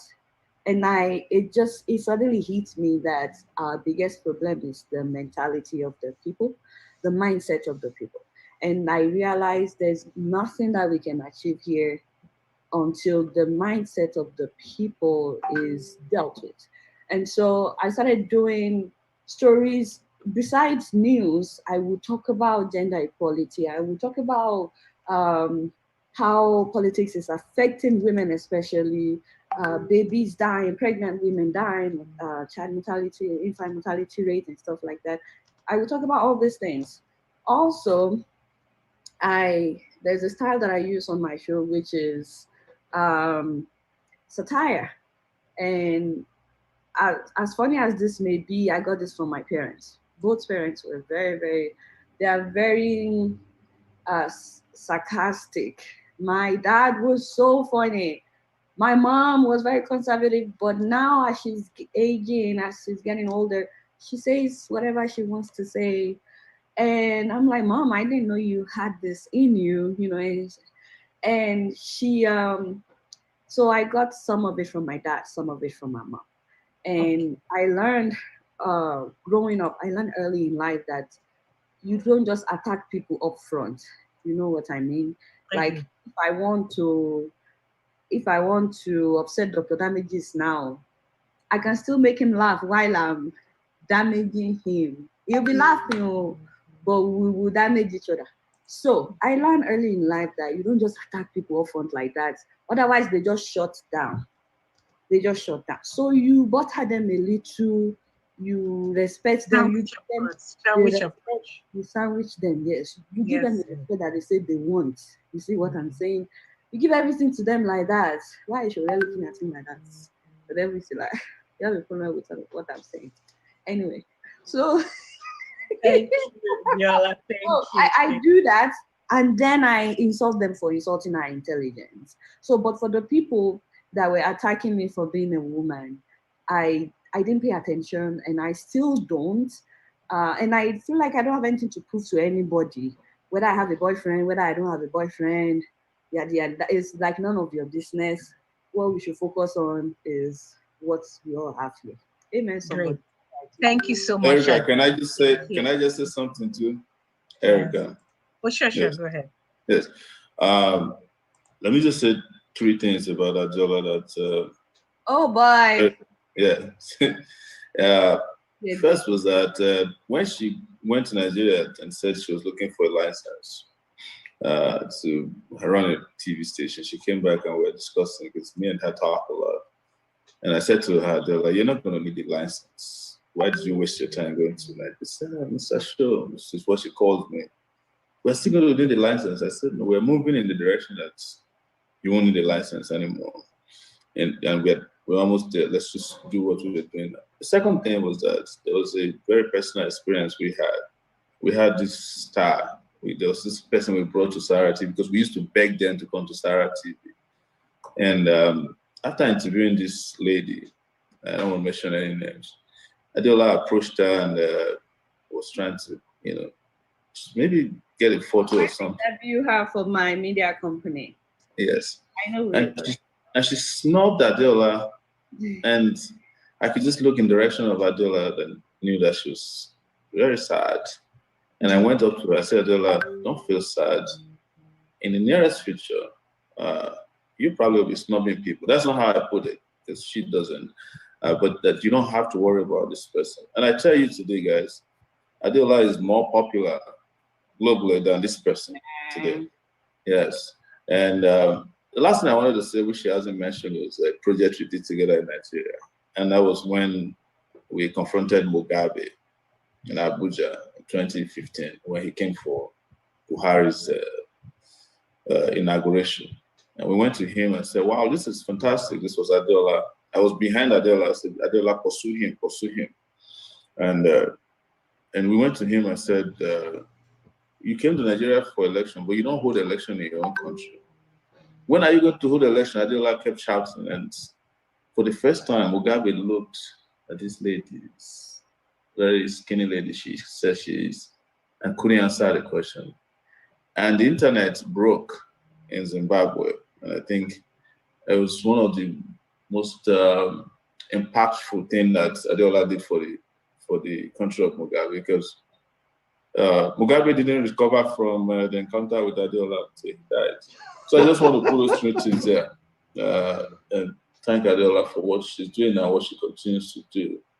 And I think there's a lot to learn from how she started and how she continued to roll. Thank you, guys. Thank you. Thank you so much, Mr. Moyele. Thank you, Adiola. I'm going to move quickly over to Soma Ako. Please, could you unmute yourself? Hi, Soma. Hello, Soma Ako.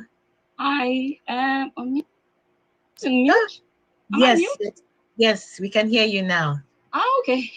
Yes. Hi. Hello, everybody. Hi. Good evening, afternoon, or whatever. Good. Soma. Wherever you are. We just want to know why you are so blunt. I've watched you so many times and I keep wondering, wow, I don't even understand. You just say it as it is. You just smash it boy all the time. Tell us a little bit about yourself and how you do that. Blunt. I don't know. Sometimes I ask myself, maybe I shouldn't be that blunt because people are not used to that. I think people prefer when you pretend or when you try too hard to be liked rather than just say the truth and leave it as it is. I personally prefer to just say it as it is and just leave it at that. So, well, definitely not everybody likes that. You get people that just can't stand you. Some people, I think one big problem we have as Nigerians is this concept of respect. I don't even think we know what respect means. We believe that respect means, the truth but don't say it. Pretend about things. Another video in which I was saying something like, I don't live in Nigeria. A lot of people know that, but you find that nobody's above the law. That's why the so-called Western society, that's why they're so organized. But in Nigeria, there's so much respect. Somebody was talking about Nigerian journalism and stuff like that, but our so-called respect and not wanting to be blunt is why they are not vocal. You see somebody tell a politician or ask a question, and the politician, the first thing they say is, am I your mate? And you even find fellow Nigerians are going to be like, how can you ask a question like that? He's not your mate. But even though what the question he asked was relevant, was important, people focus on our so-called respect. And that's why the country is a big mess. You know, I made a video once where I was saying, you find so-called, because okay, let me just put it that way, so-called civilized part of the world, a judge crosses the red light, he's going to be locked up. He's going to be in trouble. Doesn't matter that the fact that he's a judge. Nobody is above the law. And you find that the policeman can be arrested as well. But in our society, the so-called respect is why people are not, if I can put that word, blunt. So I just feel like there's no point in sugarcoating it. I'd rather shut up than don't say it at all. That's it. That's it basically for me. So yeah, so Erica. Sorry, Erica. I wanted to point out something. I know I've come across some of your videos where you kind of went excuse me about that. You kind of went personal. I think about yourself. If I'm right, you were telling a background story about your life and so many things about it. Now I wanted to know, were you comfortable doing that just because you're a YouTuber outside Nigeria? Would you have done the same thing if you were inside Nigeria? You know, taking into consideration how a society is. Well, the funny thing is, if you ask my family, for example, my parents or my mother, my siblings, they will tell you this is who I am. And I have the same problem as well, because they're like, I'm very, believe it or not, when I was a little girl, I was very quiet. But the thing is, and I was the good girl, you know, my mother, you know, she would tell you that I was the good girl, I was the quiet child, I never spoke, and I was never vocal. I was very shy, right? But I find that my mother would praise me for being the good one, never makes any trouble. And I had this brother that was the one that made trouble. And I saw that he got away with so much because he made trouble. You know, like we would go to the village. I'll give you one example. There was one time we went to the village on holidays. You know, I'm an Igbo girl from the east, obviously. And then my mother will ride the motorbike, which is the mode of transportation. But the way it works is the younger child would stay, if she's carrying two children in the back seat, the younger child should sit in the middle and the older child should sit out. But my younger brother was very stubborn. And because he was stubborn, he got away with so much. And I was the good girl. My mother, she would let him get away with so much. And I would be, like, I saw what him being vocal, what he wanted. He got it. Even though I was quiet and called a good girl, I was not happy about a lot of the stuff. And I would end up sitting in the middle. And I remember it's petty, but I was a little girl. It's petty, but I hated the fact that because I never spoke up, he got to sit and take my place, which is sitting at the back. And I grew up with all of that. If there was something being shared in the house and they'd be like, and he said, no, I want the bigger one. My mom would give it to him because he was vocal and I was the good girl. I wouldn't complain. I think I grew to a point where I realized that being quiet was not a solution. I was quiet, everybody called me a good girl, but on the inside, I wasn't happy. And I think that shaped me a lot, that I became the opposite of what I used to be. Some people may think I'm not rude. I don't see myself as being rude. I'm just vocal. And if our society, I believe our society can be like that, where everybody should speak up and say it as it is. A lot of people don't speak up. We say some things that a lot of people are thinking, but they can't say it. That's the truth, you know? And even when I share my personal stories and stuff like that, I share them because I made a video where I was saying, okay, let's say in the next 30 years, let me even stretch it. In the next 30 years, a lot of us in this video, whatever, and I won't be around, okay? People like Showore will be remembered for what he did while he was around, okay? And the stories he must have shared, or he's sharing the stories about, you know, how he went to this country, those are the things people would remember. We're all gonna be gone.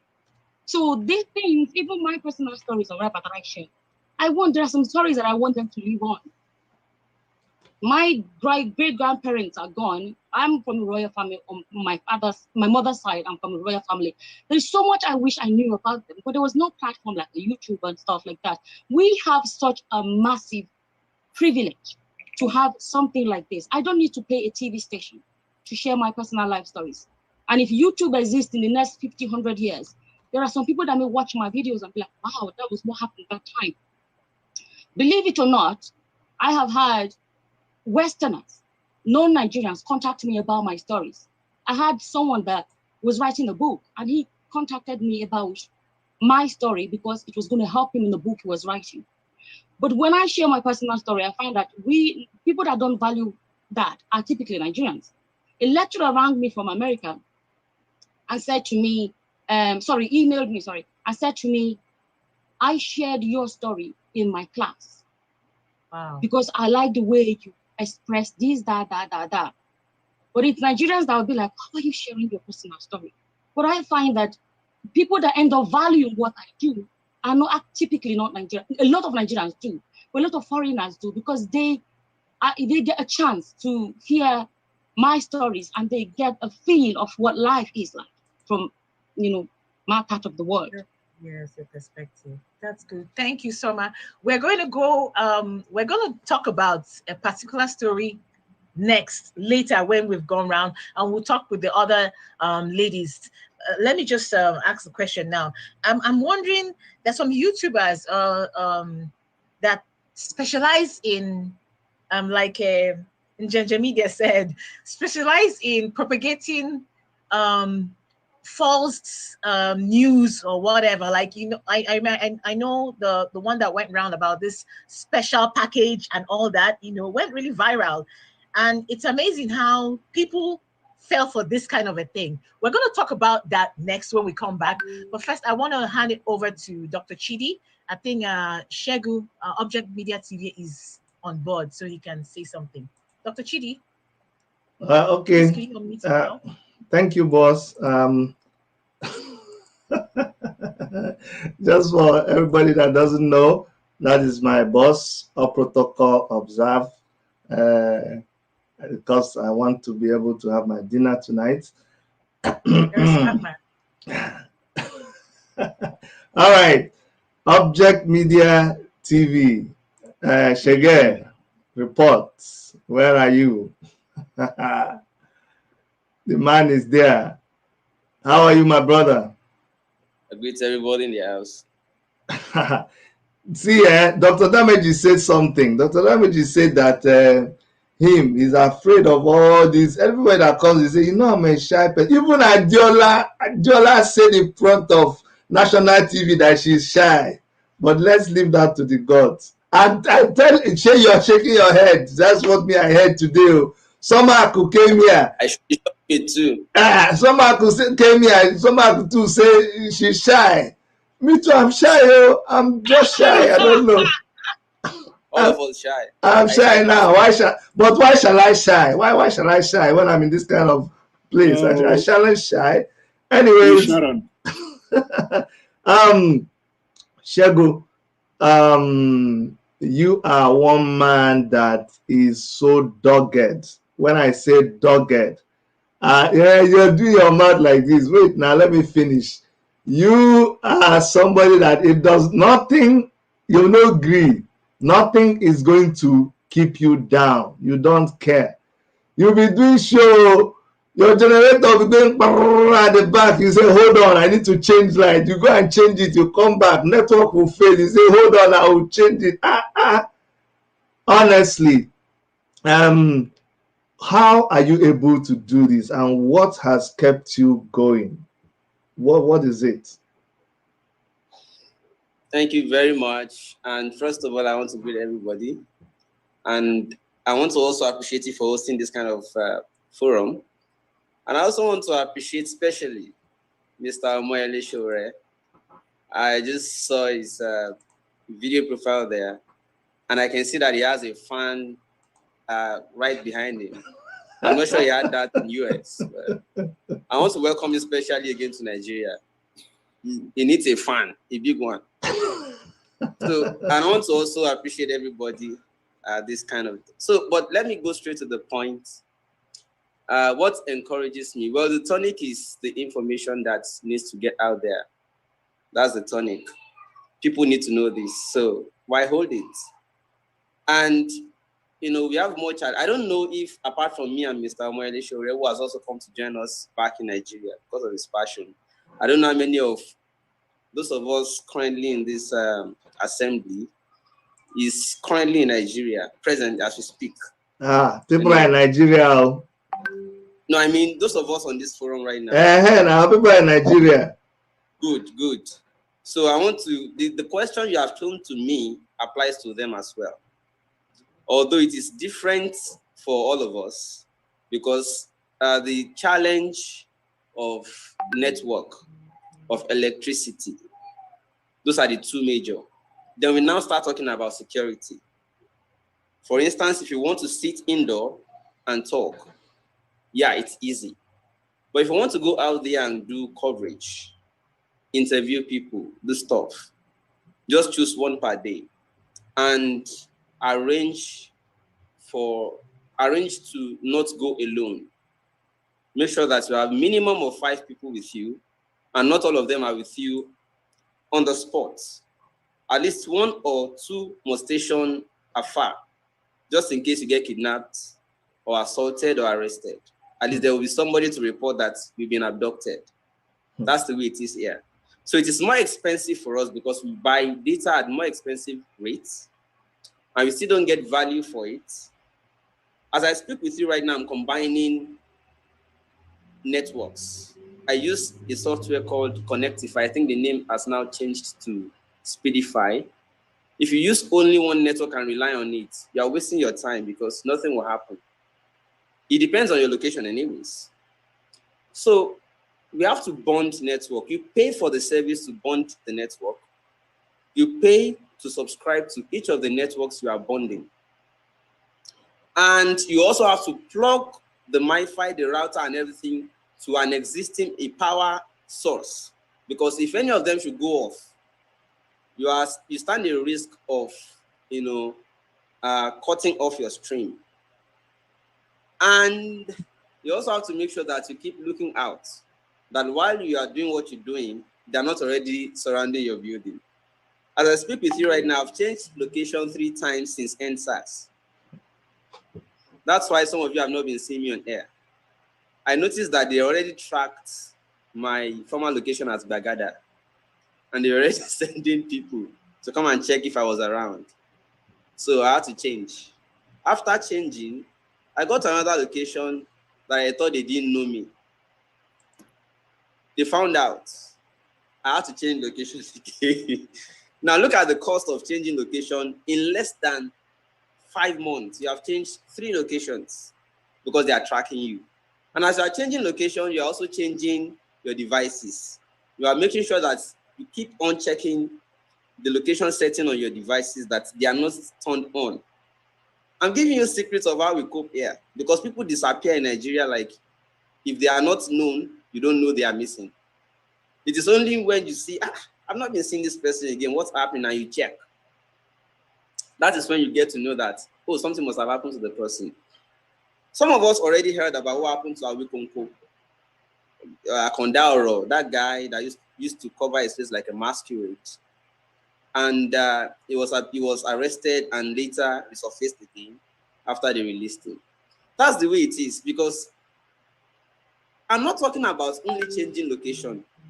I have changed my car 3 times within a period. Sometimes you drive past the location, they know that is you because they spot you. The place I coordinated during the last NSAS protest was Ojuore. We were the ones who went to lock Idiroko Road to make sure that people going to worship at Winners Chapel were not able to get there, so that we all have our service on the road together. And I think I sent it to you, Dr. Chidi, the video, because at that time, YouTube suspended us. Objective Media, YouTube suspended us. So I had to send it to you to also share on YouTube while we were sharing on Facebook and Instagram. And since that time, whenever I drove past that road, the Idiroko Road, people recognized me. I started wearing face mask, cap, sunshade, everything to disguise. They will still know me because they already identified the car. So I had to change car. Now look at the cost. You are changing car, changing device, changing network, changing location, and changing people around you too. Ask Mr. Shore, he has to change people around him. Because if they can't get you, they will find people around you. But it's so difficult these days to get the right people around you. So you never know. So sometimes you have to be alone too. Just be alone. Sometimes it's also dangerous to be alone. Somebody has to know what is happening to you, if anything is happening. So it is 5 times more dangerous to do what you could do over there if you are in Nigeria. Now, I remember when this guy following Sunday Igboho first came in, we talked, Koiki Media. And I said, oh, where are you guys so that I can join you guys and we can do some stuff together within it. And he said, my brother, I can't come out anyhow. So within the first few days that I'm here, the security requirement for me is so high and heavy. He said, how do you guys cope? I said, welcome. Koiki asked me, how have you guys been coping? I said, welcome. So that is just a sneak peek or a snippet of what it feels like. And I'm sure you understand it from there. I don't know if I was able to answer you satisfactorily. No. See, man, you see, I was just, as we were talking, I was just absorbing what you're saying. If you look at the comments, a lot of people here live in the diaspora, and they just outpouring of concerns for how you're able to do what you're doing. I already know what you have to go through, but hearing it again from you, it's always amazing. I used to tell Erica sometimes when we don't feel like posting anything or doing any show, I say, can you imagine we're in a place where internet is there 24 hours, light is there 24 hours. I think when this thing finishes, I need to go and stare at an electric bulb like Adiola and make sure that it doesn't switch off in the night. We're here where light is 24 hours, water, everything is here. And yet we are not posting as much as people in Nigeria are posting. Chinedu here, he just posts continuously, and you're always doing it. So let me use this opportunity right now to really appreciate you for what you have been doing. I know you've been changing houses and cars here and there. It's not that you didn't tell us the whole truth. It's not that you didn't tell us the whole truth. I don't change car again. I don't know. No, but I know you have been doing some kurukere moves. I saw you proposing to one lady. So when you say you're changing house because they are chasing you, you didn't want to tell us that part. So congratulations. Thank you. I know when a man is changing, he has to impress. So some of this changing house and car may be also related to that. But I want to really, really congratulate you for that proposal and for the new level that you're getting into. We're all going to be there to support you. Thank you so much, Shegun, for all you do. I'm going to let you go briefly. Yes, so I like the way it's been going. We've almost spent 3 hours here. I didn't know how this was going to go. We had a draft of how we're going to follow it, but please forgive me that we may not be following it that way, but it's all good. It's all good. A lot of ladies are here, and I don't know where to start, but to interject, I think we should start off with Coco Mama. Okay. And then we go around all of them, Africa Rise. Okay. Whatever I have as a man, I have my own way that I think this thing must go. But as you can see, it's not like, but I have to yield. So Coco Mama, go ahead. Sorry, I want Coco Mama if she doesn't mind. I was just talking with Budoibo TV behind the scenes.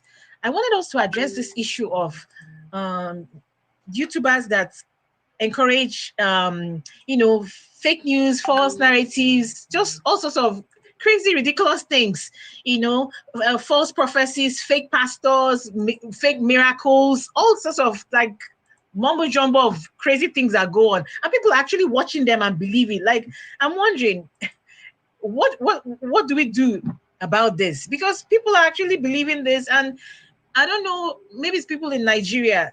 I don't know, they have this 550% gullible attitude. I don't know where they get it from. What do we do about this? Because it's really, really disturbing. The kind of things people believe and, follow and want to buy or try, it's amazing. So Coco Mama, I want you to talk a little bit about that. What do you think we should do? What do you think we should do about this? You should unmute yourself. Unmute yourself. Thank you. They hear me now. Coco Mama, loud and clear. They hear me? Yes. What do we go do? Okay, we should talk about the Mughals in the Lord.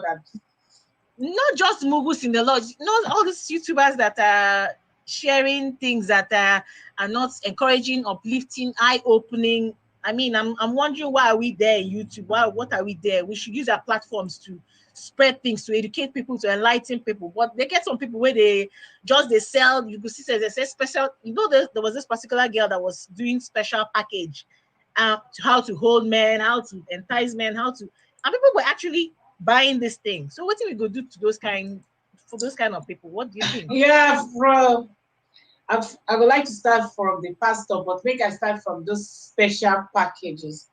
And those special packages, to me, they're attention seekers. Those things don't really they work.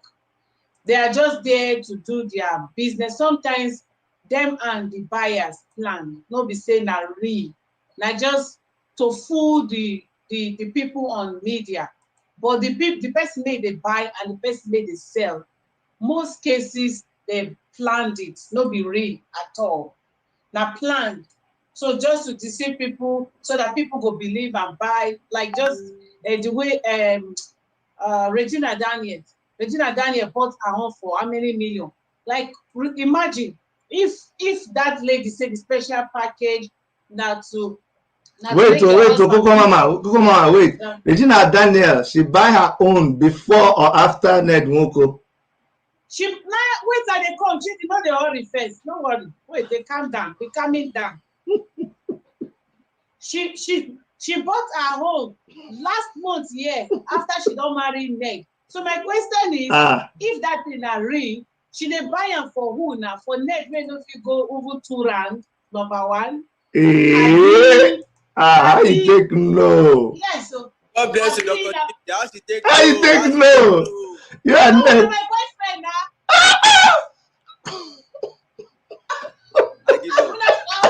Una shock. Una not see the reason why I done the yellow they come, because even they deal with black, only yellow.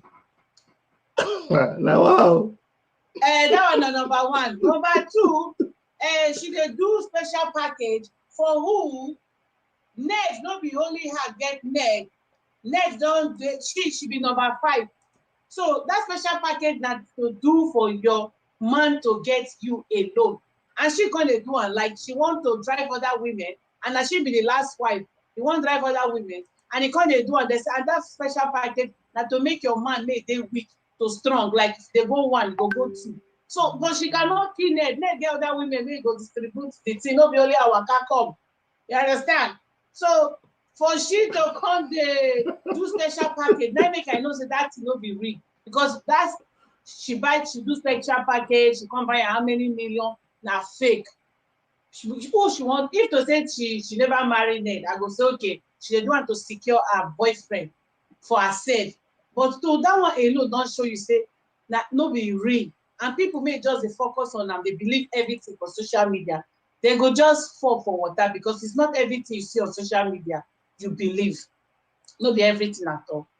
And for the pastors' side, is these pastors, sometimes I know they like to blame them, because if the more they talk about pastors, some are fake, their moves are coming for you.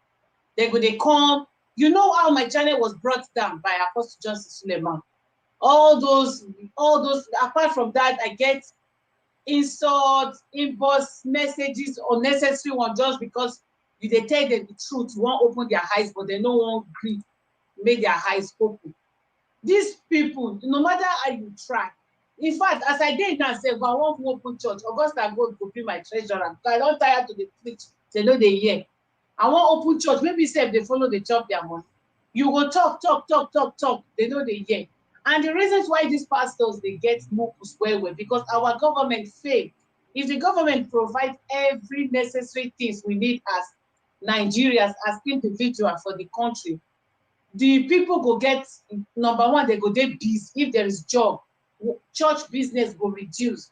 It's because there is no job, lack of jobs. That's the reason why church business can't increase to the level made day. You see churches everywhere for Nigeria, but no factories, no companies, no jobs. Even the so-called churches, they only get churches and schools to collect more money, but they don't even fit get common health care center for the so-called gullibles where they contribute their hard-earned money to these pastors. Like, for example, you see most schools for Nigeria made they more expensive than the pastor schools. And you dey go to church, you dey go to school where you dey put all your money, your tithe, your offering, first seed, second seed, third seed, middle seed, but you cannot put your children for that school. May you they pay, they contribute, they finance everything. Pastor schools are so expensive for that country. It's so annoying. Wait, Coco Mama. You get something where you just light on now, and all the men here, some of them were covering their mouths, scratching their head, all of that.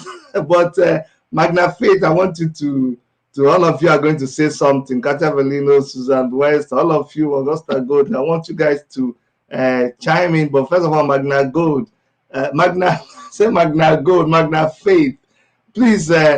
All of these ladies that want to buy all these things, you know, that they want to just catch young boys like me.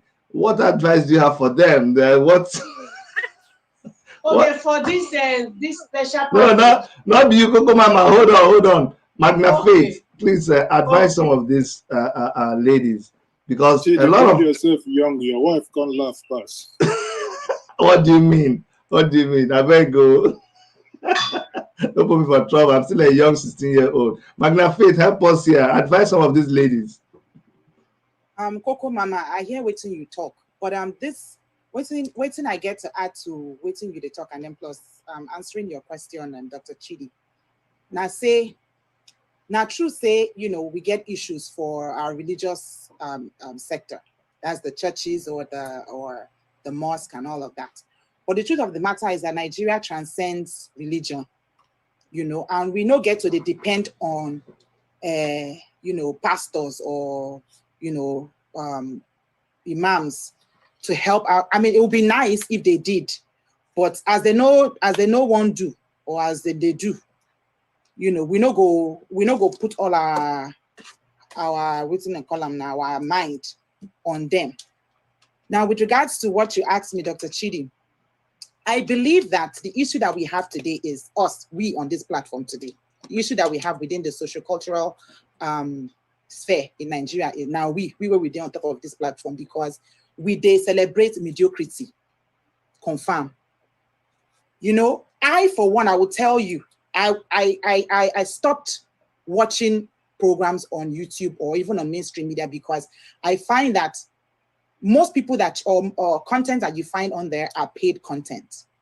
We castigate or criticize mainstream media, but we, even YouTubers or, you know, private media owners, we do the same thing. We only promote people that give money or bribe or, you know, or are dating someone or know someone. It's all about connection or something, you know. When last did we find a media platform that would, you know, promote integrity, that would promote authenticity, that would promote, you know, values, that would promote something fresh? One of the things that I detested growing up was the fact that I didn't find women like myself on TV. You know, as a Northern Christian, it bugged me a lot. Look at the entertainment industry. Even look at this media field. How many Northern women like myself do you find there? And even when you find them there, how many do they even give us opportunities to speak? No. You know, there's so much discrimination. There's so much how do I put it now? Mediocrity. And it starts from from here, from this platform. It starts from us, we who own media platforms. Who are the people that we celebrate? Who are the people that we give airtime to? Who are the people that you interview? Who are the people that you promote? You know, if we begin promoting the right class or group of women, like, you know, the intellectuals, you know, creative minds, the girls, the next generation will follow suit. It's what we put forward that the next generation would see and imbibe. Yeah. You know, it trickles down. Whatever you put out there is what you would see or get in the next generation or in the next future.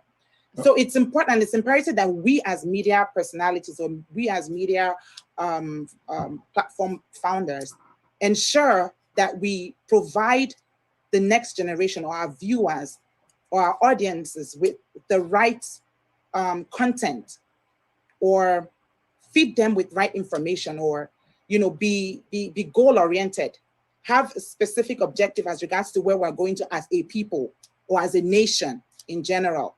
Then can we begin to criticize, you know, the young girls who are following aristos or who are doing this? They are doing only what they are seeing online. When we celebrate women who are aristos, we make them. I saw something on the newspaper. Magna Faith, please. What is I know I'm young, but what's aristos?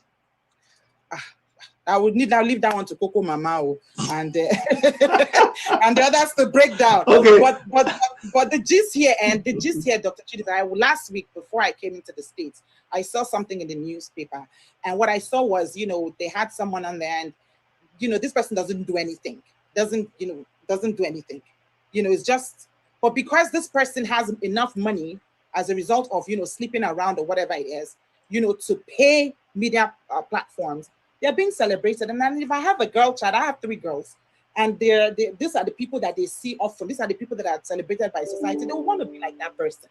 You know what I mean? So unless we begin to evaluate, you know, and begin to ensure that we find role models, good role models for our women, for our girl child, then we're not moving forward. And it starts from us. It starts from us. Chidi, yes. Sorry, can I quickly interject? Because listening to Magna Faith, I want to make this, and on behalf of everyone here, to say that there is an exception here.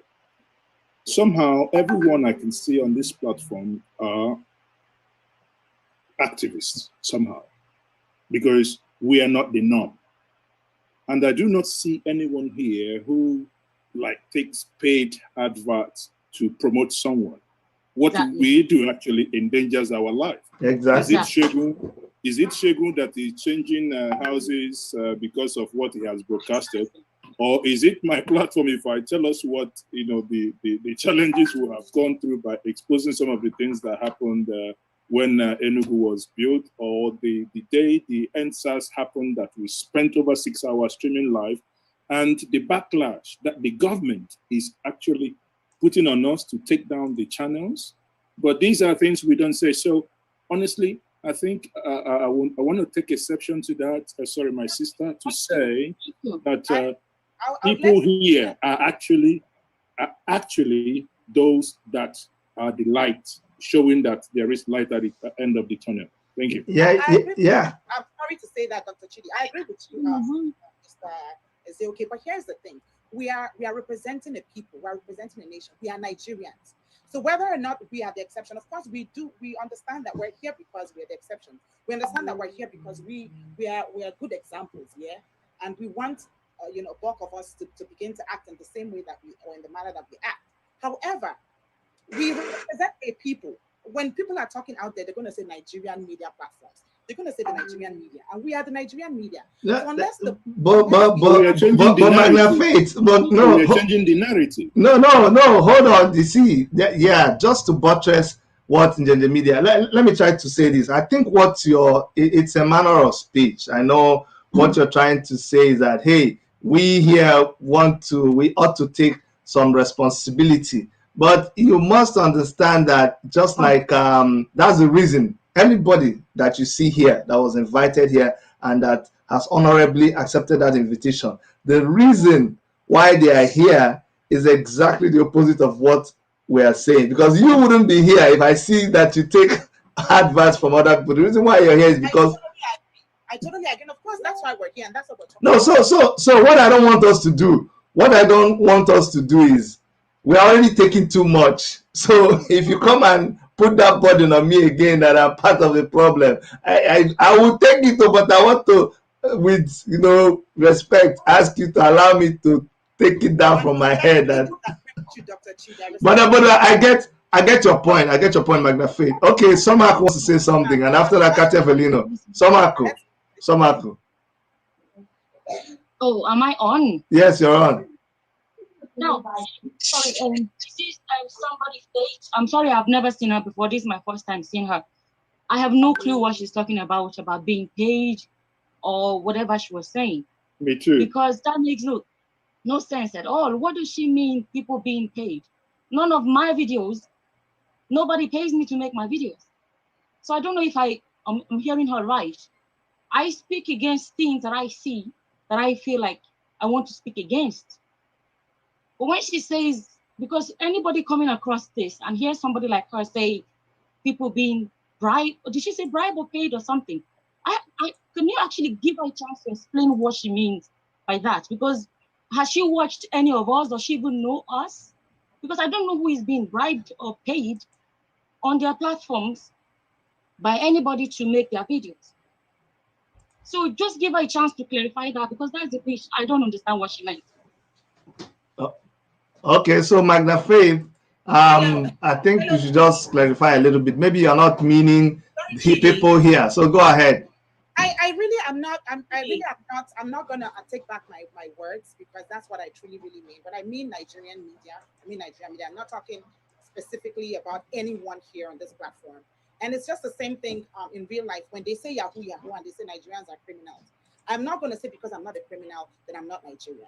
When people are talking about Nigerians, it does affect me, whether or not I'm a criminal, whether or not I'm a Yahoo person. When you're talking about Nigerians, I identify with our ills, I identify with our victories, I identify with everything that is Nigerian. I'm Nigerian, I'm a media personality, and so whenever we're talking about the ills and the victories and the glories, that come with being a media personality, I identify with these things as well. So I'm not necessarily talking about any particular person on this platform. But the truth of the matter is that the narrative out there globally is that Nigerian media platforms usually take bribe for content or for marketing or whatever it is. It may not be the testimony, or it may not of the people here, or it may not be. Yeah, I'd like to say something really. It doesn't mean that it does not happen, and that unless we begin to accept that there are issues like this, then we can begin to change the narrative. Okay. I'm not saying that you're responsible for that. I'm not saying that you're doing it, but we cannot sit down here and lie to ourselves that these things don't happen.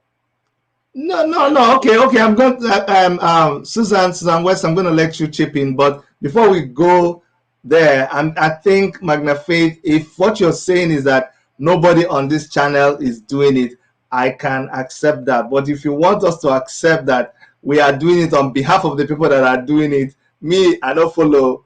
So I guess that's what you're saying, that the people on this accept that you're doing it. I guess you're not understanding. No. I'm saying on behalf of the people who are doing it. No. Whatever conception or misconception or narrative that anybody has about it, like Buhari now. Buhari, do I have to say that I'm a dead man because Buhari is a dead man? Or do I have to say that I'm Boko Haram because I'm Boko Haram? But anyway, hold your thought. Even though you're not. No, hold your thought, Magna Faith. I had said I wanted Katia Velino to say something before Susan West. So I'm going to allow Katia Velino. Okay, you know what, Katia Velino, sorry, I have a different question for you. So let Susan make a comment, because I think she wants to comment on what we're saying. Then I'll come back to you, Katia Velino, because it was something else I wanted to speak. I want to comment on the issue, please. If you okay, you too, you want to comment on the issue? Yeah. Now, wow. Yeah. Okay, Susan, go ahead. Sorry, Chidi. I'd like to chip in really quickly because I have a live broadcast to go and catch up with. Okay. I've been sitting here, and the truth is, some of us are a little sensitive to the narrative or the explanation that Magna Faith has given, because some of us have a lot of us here that I know have taken on this job not because we think that it's going to pay our bills. I have been a YouTuber for about just about a year, not as long as many people on this platform have been. And to be honest with you, not all of us are monetized who are here. So we are doing what we're doing because we have a passion and we have a calling that we feel that these new media have given us a platform and opportunity. You know, so putting everyone in one basket and talking like that is a little too much, I think. I have never taken money. Nobody advertises on my channel yet, and I know that I follow a lot of the other YouTubers here, Soma Aku, Adeola, Injenje, all these people, I watch them. So I would just like to make a bit of a correction there. What Africa Rise TV does is to reinvigorate, to educate, to inform people on salient issues, different issues concerning Africans on the continent and in the diaspora, and we do that as a selfless service to our community, to our Black community. We're not into taking bribes or making money off what we do. This is our own quota that we're contributing to building and opening our minds. When we did talk about earlier on, we did mention about the pastors, the people who are propagating or showcasing these pastors who come up with all these bogus miracles and all these things.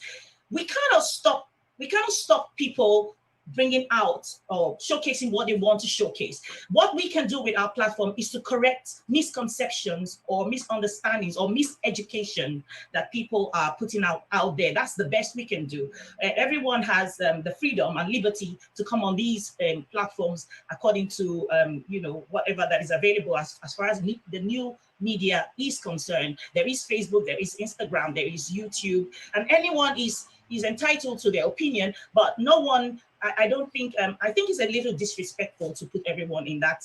Exactly. Someone else wanted to make a comment before Katia Velino. Who was that? It's me. Can I quickly say something? Jade, okay, hold on. I want to pin you. That's Jade Osa, right? Yeah, as you can see, I found a temporary solution to my. Yeah. But before you say something, Jade, just for the records, my channel is WMTV. You see all those people that used to advertise in Adiola and the media and what is your name, Dr. Damages. So please, we accept advertisement too, not because of what they are saying. Please send us advertisement too, please. Jedasa, go on. Okay, so I just want to say this, right? I appreciate the fact that Magna Faith has basically said she wasn't implying that everybody here is getting paid or whatever. But that does not negate, like my interpretation from what you were saying was that you were speaking directly to people here. If you're speaking in general terms, I can actually understand that. I won't lie, I actually took offense. I'm like, why is she speaking to us here? Like, we know that people do take money to interpret certain stories or flip whatever narrative that they want to push. But I honestly don't think anybody here falls under that category. And so I wanted to make that clear that I don't do that. Obviously, I can't speak for everyone, but I can speak for myself and say I have never. And it's mostly painful to hear you say that, because this is the narrative that people always push whenever they come into our comment section and they talk about how, oh, we're talking negatively about these pastors. The narrative that they always push is that we're getting paid.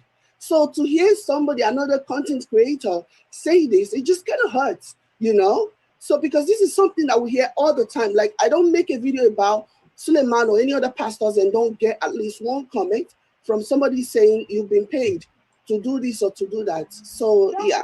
You respect it, and I appreciate you for speaking on this issue. Now, I'm of the impression that this interview, this meeting is live, and they were reaching out to several other media personalities around the world.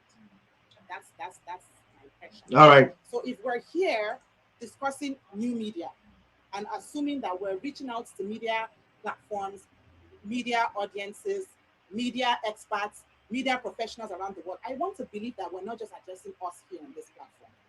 Okay. If we're not addressing us on this platform, if we're reaching out to the entire world, then I would expect that we all on this platform are deep thinkers. Not to insinuate that I'm pointing fingers at any particular person on this platform. I want to believe that we're educated or enlightened enough to understand where I'm coming from. But if you felt offended by what I said, I apologize. But Okay. That's the end of the matter. Immediately you just said you apologize. Everything don't end. Everything don't end. Go and see no more. Everything is over. Okay. All right. I have to say that going by the questions, I feel like she just answered the question that she was asked. Exactly. No offense to anyone, but they asked Coco Mama as well. What do you have to say about YouTubers that are passing false information, that are taking money to promote products that are not even working? And Coco Mama not only answered the question, but she actually mentioned one of those YouTubers.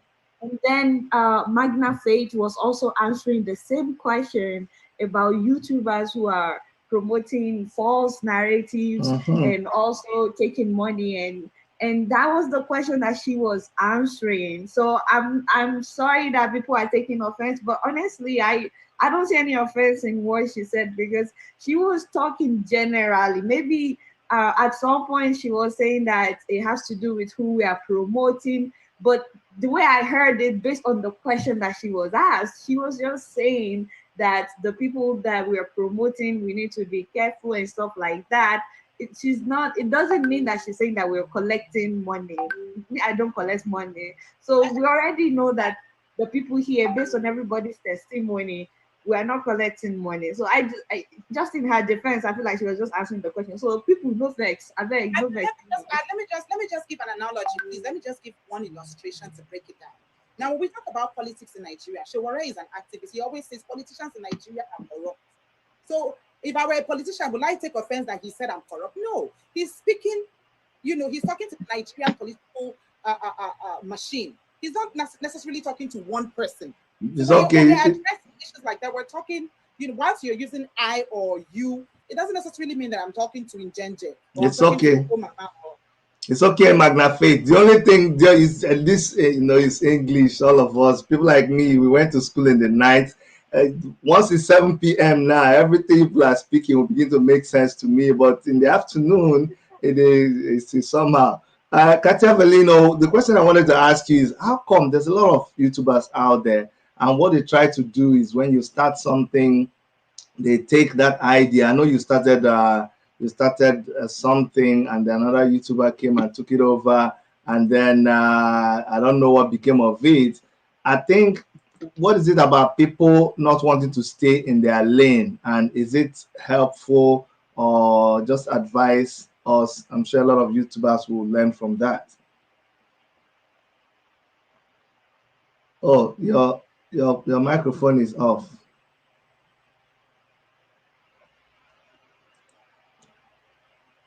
Okay. Thank you so much. So when you say that I started something and another YouTuber came to take it up, can you please? No, not YouTuber. Like, you started a Miss something women reality thing. Reality show. Yeah. Oh, okay. As we are all talking about sociocultural, right? The platform is open for anybody, everybody to. I said in the beginning that those days we always we're waiting to go to school to become to do like a journalist or mass comm, to be where we want to be. But this time, with the new media, the platform is open. People can do whatever they want to do. And also, when we are in this social media new age, one thing that I urge people not to forget is that it doesn't matter your niche, everybody have a calling. When you sit down and think and relax and you know what, because I am doing something in fashion or marriage and relationship, and another person comes to do the same thing, we might not really have the same gift from God. So when I started my reality show, yes, I brought a whole bunch of women together so that we can show the world how Nigerians and parents live life and how things are going astray. You were right. Some people take it over from me, and then they went ahead and they started the show. And some good people on this platform They called me, they reached out to me, and they say, Katia, it's so amazing how people stole your idea, your mind, and they run with it. You know what? I told the person, if she's in this platform, the word I use is, I am not bothered. So if you are trying to build yourself and you share your ideas with people and people take the ideas and run, all you have to do is sit back and watch, because it is going to slip off their hands. So what I urge people to do before you come to do your platform or social media, whichever way, Facebook, whatever, when you look into YouTube today, a lot of people are journalists. You know what I mean? Like YouTuber journalists. They share stories, they share the same news. But you know what? Are you called for that? Are you really called for that? So what I urge the new people that is coming up is really find out, who are you? Who are your audience? Who have you been? How did you grow up? Who are you surrounded yourself with? So if people try to remember who they are, where they were, and where they're going, and who their audience are, and the gift they have from God, that is going to propel them to the next height. So I tell you guys today, if you're watching and you feel that people stole your ideas, don't stop, because you are who you are. You are authentic. You are original. There's something in you that you have that other people don't have. So this is how I look at that. So I am not bothered. All right. All right. Thank you so much. You know, we've spent quite some time here, and it's quite some time, and I've had everybody say something. But if I see somebody, I see Obodo Igbo TV shaking your head. If somebody wants to say something, I have something to say. Huh? I do have something to say. Go ahead. Yeah, so Dr. Erica and I had a little chat in the corner earlier on, and I wanted to talk a bit more about what she said, about what we can do regarding, there's a lot of false information. If you want to call it polarization, there's a lot going on now with, I don't know what happened. Suddenly, I think it was about 2-3 years ago, a lot of people that were presenting shows or whatever they were doing on Facebook came into YouTube. I'm not sure why, but I want to think that it's got something to do with monetization of videos on YouTube. Now, she was asking that question, what can we do? And my own take on the matter is that it goes back to your motive. Why do you want to do social media, the new media, or whatever you call it? Why do you want to do this new media in the first place? I came into the new media because I wanted a platform where I can talk about issues that affect Africans who live in the diaspora, and I felt like this environment will give me that that platform to be able to talk about these issues. So I think the motive is very, very important. Why people do what they do is all about the motive. People who talk about politics or news in Nigeria or lack of infrastructures in Nigeria, things like that, because like Adiola said, they want to effect a change in their own way that they can. And the reason for me why a lot of people are buying this stuff that they are selling, whatever you want to call it, waist beads or neck beads, wrist beads, is because a lot of our people are very lazy mentally. They don't go out to seek knowledge for themselves. People don't study. They don't read. So we are people that don't like reading. We don't like seeking knowledge. We like knowledge being handed over to us. So when you don't take the time to do your research, you don't take the time to study and to seek your own knowledge, even talking about, pastors, and Kokomawa was saying about how people gather, and they just give them information in church. Even reading the Bible yourself, when you don't take the time to do that, then whatever somebody brings to sell to you, you will buy it. You will, because they will sell it to you as the truth. And because you haven't done your own homework, you will buy it. And then a lot of our problems as the people come from the fact that a lot of people are desperate. And when people are poor or impoverished, there's a desperation that comes with that. So when people are desperate, then they do desperate things. I was speaking to someone here on this platform a while ago, and I was saying, somebody is selling a band, it's a wristband, and they are telling, and she was actually saying to people on Facebook that if you wear it, that your partner will give you a lot of money. And people were actually buying that. I was shocked. And I said, wow, people actually believe that. And she said, you know what? As long as people are buying, there will always be people that want to sell. So it goes back to our values, what we believe in as a people, and then integrity. If I do a story, for instance, and somebody comes to me and say, oh, actually, this is wrong, this didn't happen, I don't have any problem taking that story down. I will. I've taken videos down before because I found out later that some of the information that I presented on those videos were inaccurate. I don't have a problem doing that. So it goes back to your integrity as a person and what you stand for.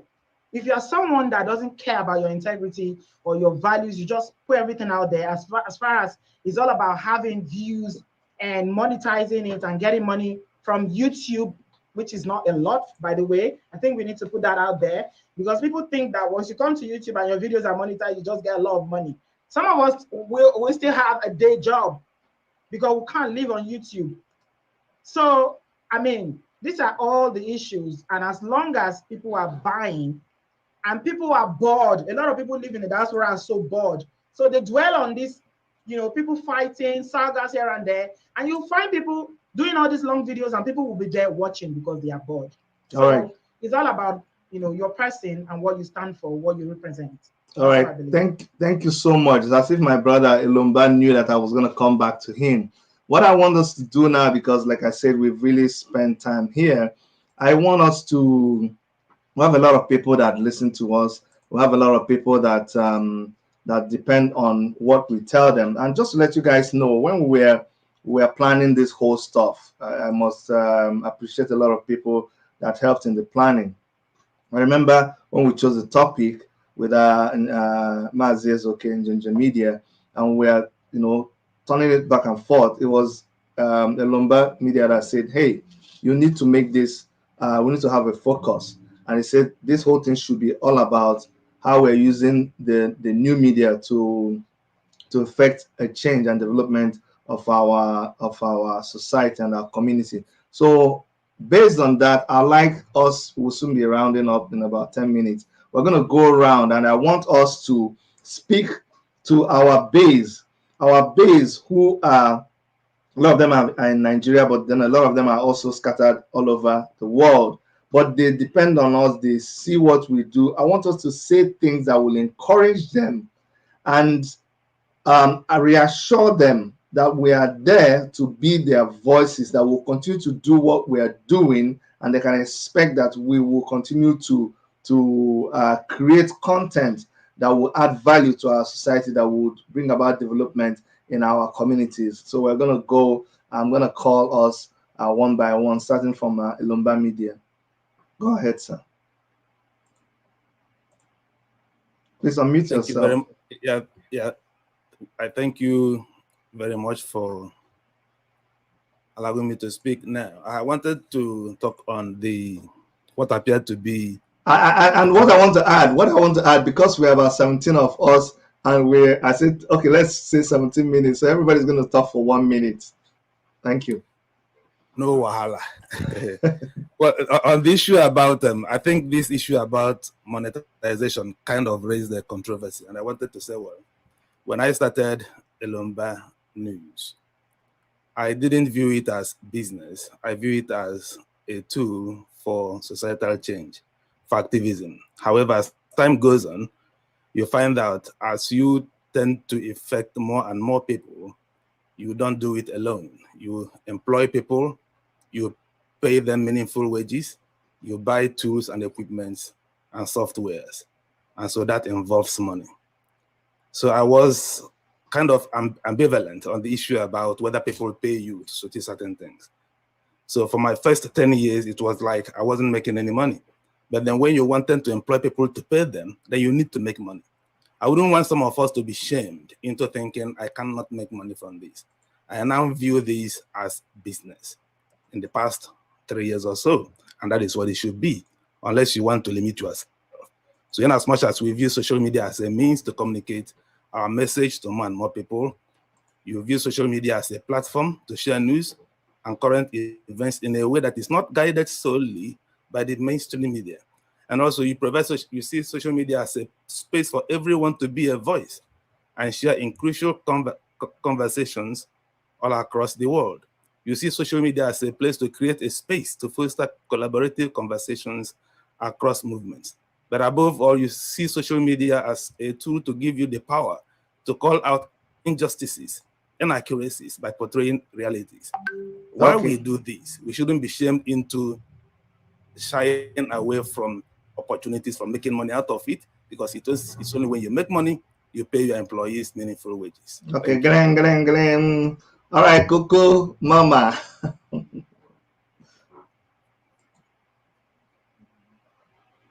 Unmute yourself. Oh, remember to unmute yourself, everybody, before you talk. Coco Mama, unmute yourself and hail your followers and convince them that you'll be there for them as we begin to round up. Okay. Now you hear me now? Yeah, we hear you. So, if you ask me any question. I say no, we don't round up, so we're just hailing our people and then convincing them that we'll always be there for them, and they can expect that we will continue to do content that will help to develop our people, our communities, and all of that. Okay. Once again, make I say thank you to Chidi and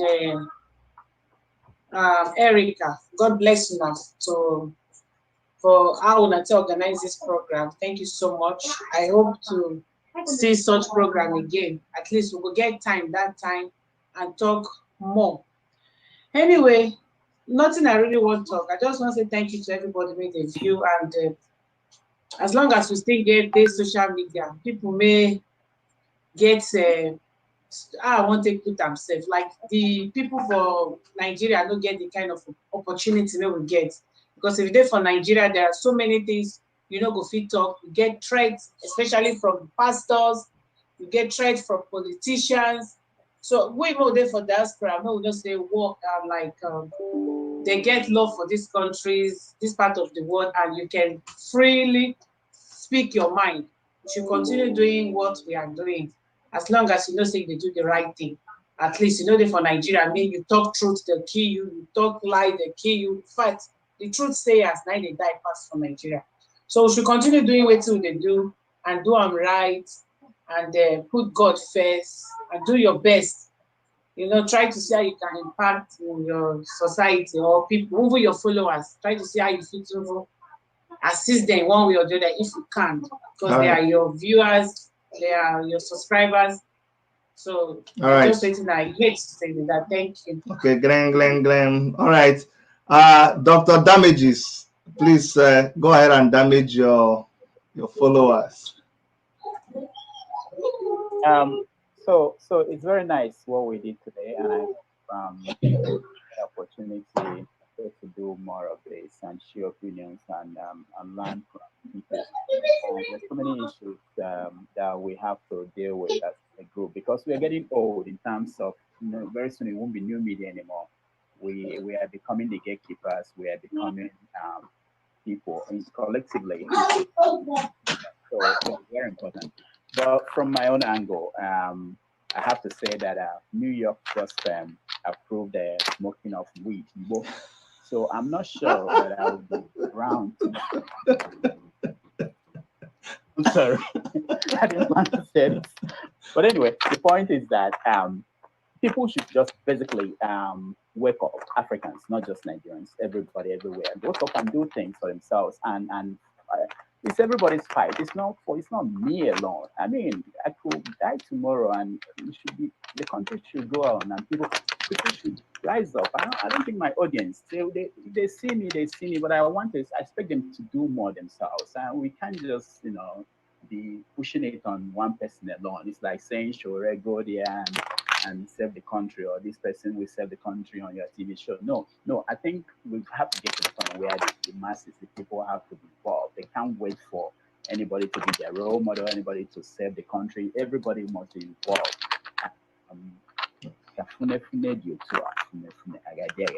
Yeah, fact yeah, that yeah. they came back and said to you guys, they asked him one question. Now that you are back, you are healthy, what are you going to do? How are you? He said, continuity. People mute their phones. It is so noisy on the background, please. Thank you. Okay, go ahead. So Buhari said continuity. So if that works for my viewers, I promise you continuity, but that's not what we need. Anyway, that's it for me. All right, thank you so much, Susan West, because I know you're rushing to go and do your program. Hi, thank you so much, Chidi and Dr. Erica. I really appreciate the opportunity of coming on your platform, a big platform, you know. And I thank everyone. I can't mention all the names because I'm going to obviously miss out some names. I just want to say a very big thank you to everyone on the broadcast today. And Africa Rise is just about 11 months old, but we're doing good. And our aim is to make sure that, of course, with my experience, being haven't worked on television back home in Nigeria and radio, I'm thoroughly enjoying what I do, and I will do it for free for the rest of my life if I had to. Of course, that doesn't mean that I don't want to get paid doing it, but I do enjoy what I do, and our job is to educate, bring information, and begin to help to disabuse the minds of Black people all around the world, especially if you are someone who now live in the Western world and you encounter your fellow Black people on the streets, everywhere, at work, in your daily life. You begin to, thoroughly appreciate the challenges we face as Black people, even after we've left the continent of Africa. And so what we do on Africa Rise TV is to have all these conversations that help to educate and empower us and disabuse our minds. And so as right about now, I will be going live on my weekend program, which is where I do interviews. So if Are you you don't the mind same? Are joining you the us. same as Arise News? No, it's not. It's Africa Rise TV. Oh, okay. I know it can be confusing a lot of times. Yeah, okay. So please do join us when you're done with this today's conversation. I just want to say a very big thank you once again. All right. Thank you so much. And please, let's go ahead and post our links on the chat so that all of us can know where our links are, and we can go there and support and subscribe. The next person is BVI Mazi Chinedu Peters. Go ahead, please. Mute yourself. Okay. Go ahead. All right. All right, wonderful people and viewers across board.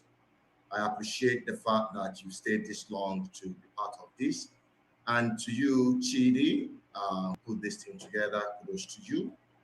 And other participants here. I must say that currently we are role models to a lot of people. Millions of people look up to us for valid information.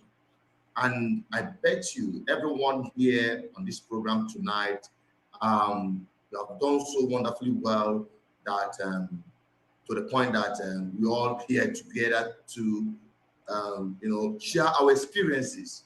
I hope we keep to that and continue in what we do and feeding our audience with the right information. Like on BVI Channel 1, we see it, we say it without fear. I appreciate the fact that some of us right here in Nigeria, we go through hell to bring this information to our people out there. Just like shared. Honestly, it is worse. You can see it even while we are doing this program. Many times I struggle with the network. The light went off, running on power generation and all the rest. It's hell. But we have to stick to ourselves. We have to look out for each other, support each other, so that we will be able to deliver what we are meant to deliver. Like on BVI Channel 1, I must tell you, we are not afraid of anyone, and we are not afraid to speak the truth to the authority, because that is the only way we can make a change. And I believe we have what it takes to turn around the fortune of our people, to turn around the attitude and mentality of our people. in order to bring about the freedom they seek earnestly. Nigerians are victims of Nigeria, and I'll keep saying it until they get the right information and free themselves mentally. That is the only time we can effect the kind of revolution that will change their lives for good. And we will keep speaking it the way it is. And BVI Channel 1, I will tell you, we keep on bringing it to you raw, without fear. And as the cause may have it, the voice of the people and the voice of our ancestors, we will not fail you all. Thank you so much for having me. Thank you so much. We're going to make it a little bit faster now. Magna Faith, please go ahead. And after you, it will be Shegu of Object Media TV. Go ahead, Magna Faith. No, unmute yourself. Sorry, unmute yourself. Okay, thank you very much for having me, Dr. Chidi, and thank you, all of the very great experienced superstars on the platform. Now, I've watched mainstream media without, withhold information, manipulate, attack, and ruin, lives and careers, in Nigeria and globally. But the truth of the matter is that we all know that media in Nigeria has been hijacked by a systemic political machine. New media transcends the now. It transcends you and I talking today. It transcends even this generation. We're hoping that even this recording that we're having today, we're hoping that it gets viewed by even our children and great grandchildren in the future. So my thoughts would be that we as media owners, we as media platform founders, hold ourselves accountable, and not just ourselves, but I mean the entire media space, the entire media sphere. So whether or not I'm doing well, whether or not you're doing well, I know Adela is doing well, I know Sahara Reporters is doing well, I know media is doing well. But again, there are other media platforms out there that are not necessarily on this platform that may not be doing the right thing. And they are representatives of the Nigerian media sphere. So I believe that, as we continue to have conferences and talks like this, we'll continue to encourage each other, we'll continue to brush up on each other's skills, we'll continue to correct, the things that are not ethical. I am also hoping that we're open to conversations that are not necessarily comfortable. That's what this is all about. What we do is report news that are not comfortable, report news that people don't want to talk about, especially as it pertains to insecurity in Nigeria and, of course, Africa and, of course, international borders. We talk about things from a very deep perspective or point of view.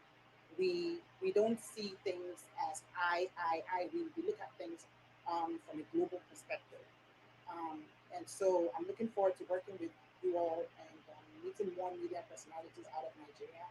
Until next time, again, I'm Magna Faith for you. Thank you so much. Thank you so much. And then Objective Media TV, Shegu Olo, please go ahead. Thank you once again. I want to appreciate everyone, but just two observations. First, I want to implore that we make this, if possible, monthly or quarterly, as may be convenient, so that momentarily or occasionally, we can always review things, bring front burner topics up, look at them together, and look at how we can set new agenda. Because if the purpose of why we are on YouTube, to take advantage of the new media, is to change the narrative that the government is manipulating